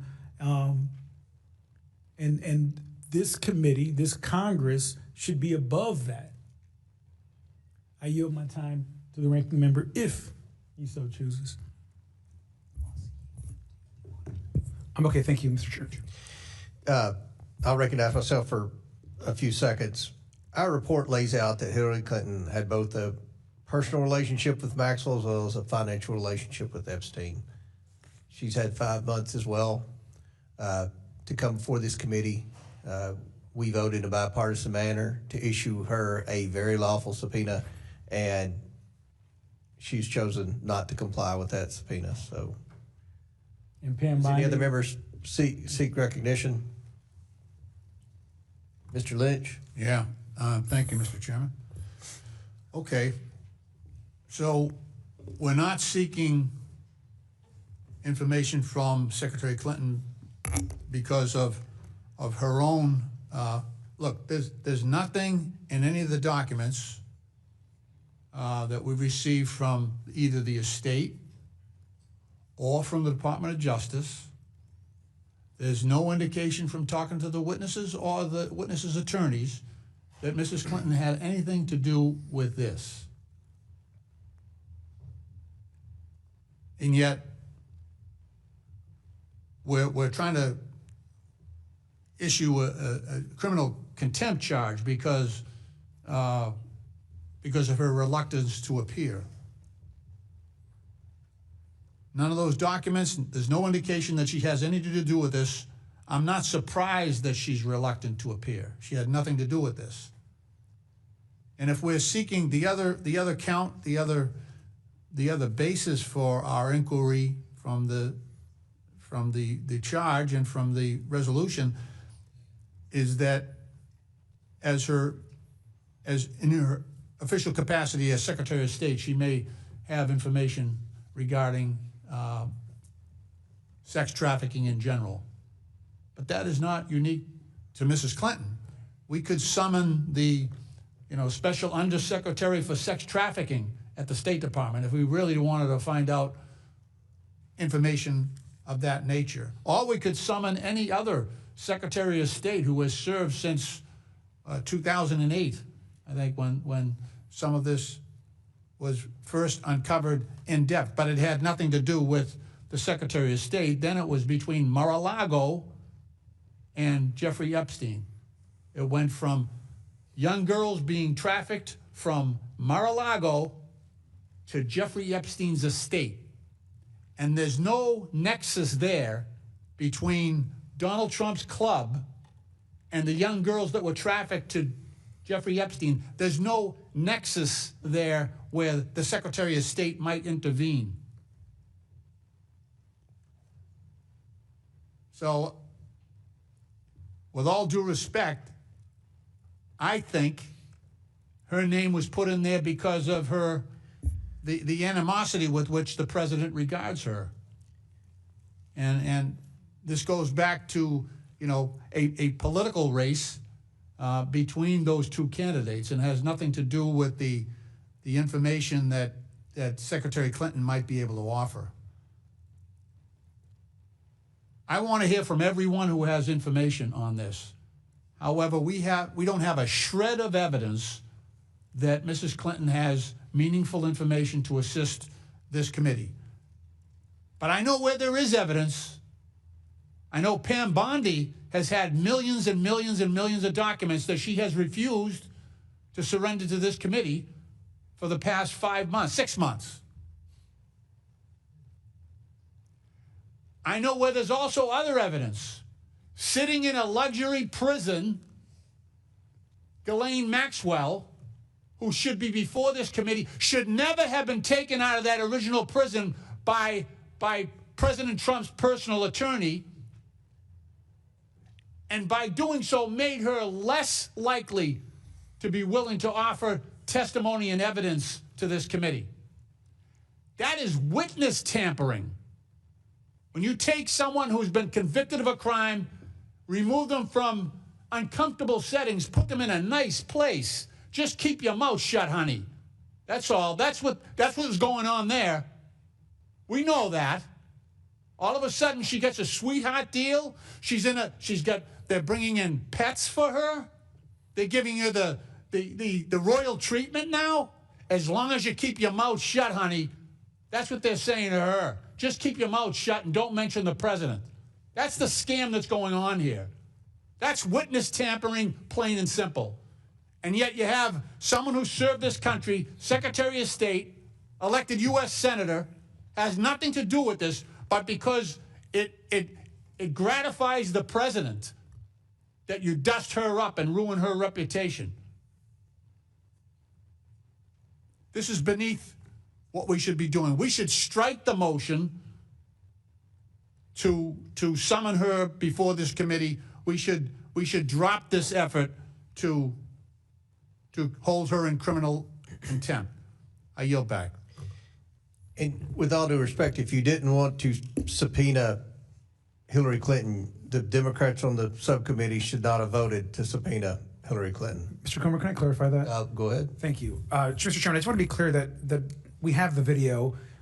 Committee Democrats actually voted no by voice vote. You had an opportunity for a roll call and you declined it. We voted. You called for it, and then staff came to you and Actually, you said, Mr. Comer, actually, you weren't there, so I actually don't think. Well, I've watched the video too. Would you like to show the video? I mean, the video is very clear. We actually all voted no. I just want to be clear that in the initial vote, all Democrats voted no. Thank you. That's why we have recorded votes. And you all declined that. So, does any other member seek recognition? Seeing none. The question is now on the amendment in the nature of a substitute to the Hillary R. Clinton contempt report. All those in favor signify by saying aye. All those opposed signify by saying no. In the opinion of the chair, the ayes have it. The amendment in the nature of substitute to the report is agreed to. The question is now on favorably reporting the Hillary R. Clinton report as amended. All those in favor signify by saying aye. Aye. All those opposed signify by saying no. No. In the opinion of the chair, the ayes have it. The amendment to the nature of substitute to the report is agreed to. Recorded vote, sir. A recorded vote was ordered. As previously announced, further proceedings on the question will be postponed. Pursuant to the previous order, the chair declares the committee in recess subject to the call of the chair. We plan to reconvene at 3:15. 3:15. The committee stands in recess.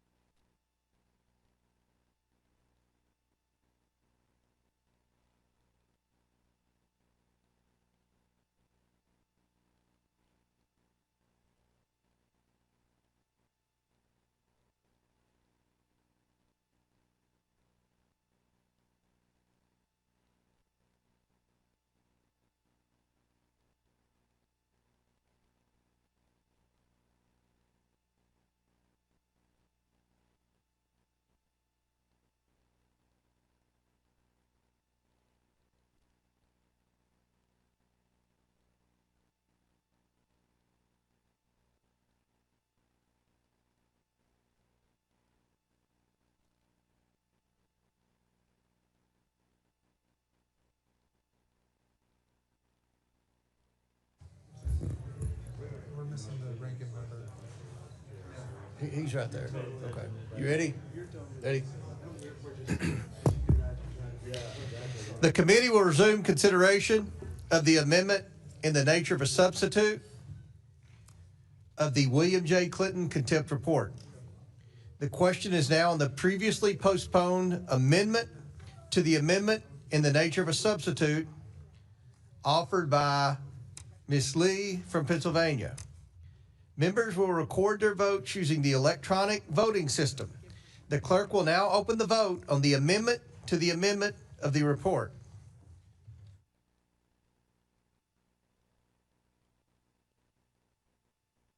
I'm going to hold this open to make sure everybody's here.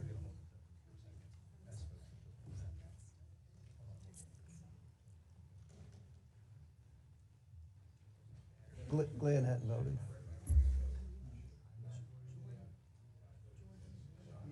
Jordan, Fox are close.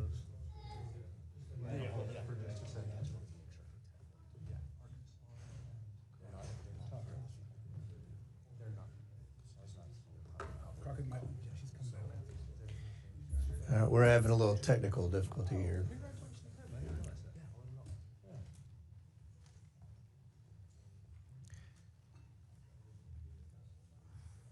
I'm going to close it.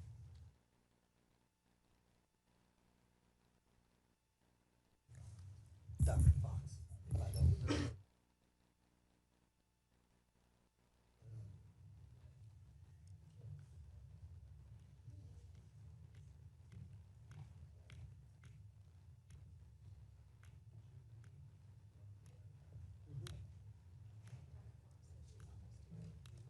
What'd you say?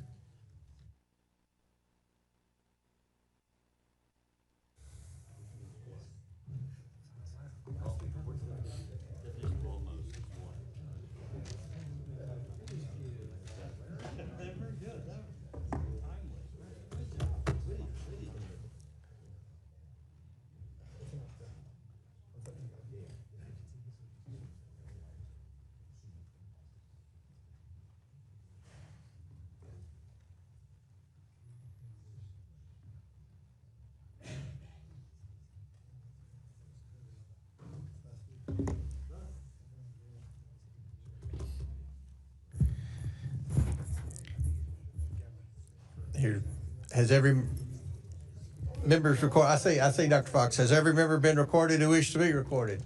No, sir. Does any member wish to change the vote? The clerk will close the vote and report the vote total.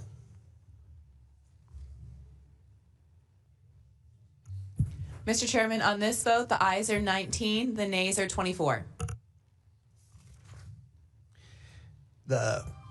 The noes have it, and the amendment is not agreed to.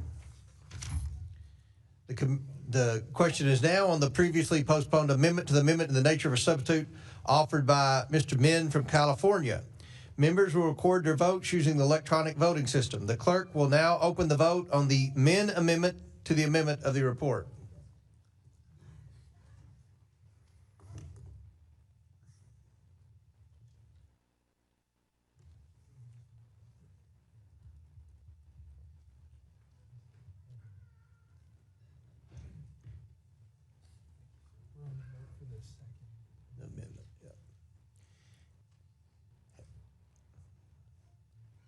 Have all members been recorded? Does any member wish to change their vote? The clerk will close the vote and report the vote total. Mr. Chairman, on this vote, the ayes are 19, the nays are 25. The noes have it, and the amendment is not agreed to. The question is now on the amendment in the nature of a substitute to the William J. Clinton contempt report. All those in favor signify by saying aye. Aye. All those opposed say no. In the opinion of the chair, the ayes have it. The amendment in the nature of a substitute to the report is agreed to.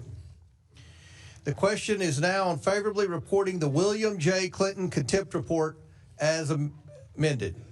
Members will record their votes using the electronic voting system. The clerk will now open the vote on the William J. Clinton contempt report.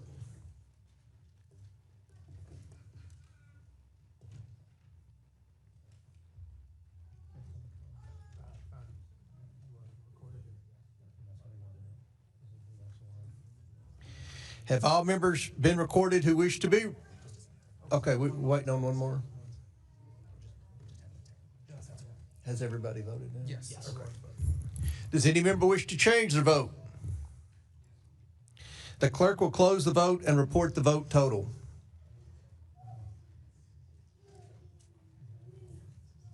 Mr. Chairman, on this vote, the ayes are 34, the nays are 8, with 2 voting present. Pursuant to this, the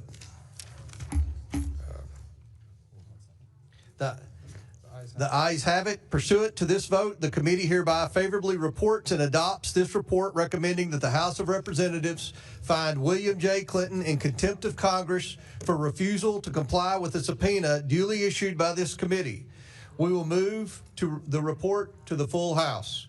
Without objection, the motion to consider is laid upon the table. Mr. Chairman, pursuant to House Rule 9, Clause 2.1, I just ask that members have the requisite 2 days to file with the clerk of the committee supplemental, additional, and minority and dissenting views. Without objection. Thank you. Without objection.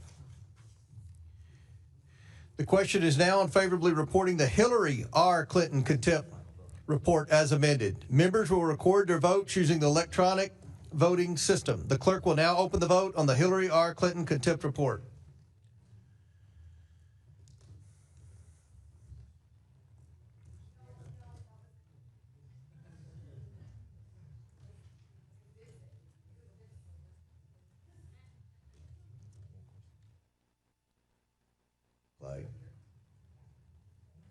Have all members been recorded who wish to be recorded? Does any member wish to change their vote?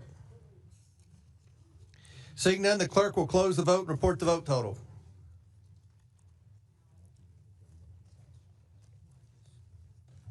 Mr. Chairman, on this vote, the ayes are 28, the nays are 15, with 1 voting present. The ayes have it.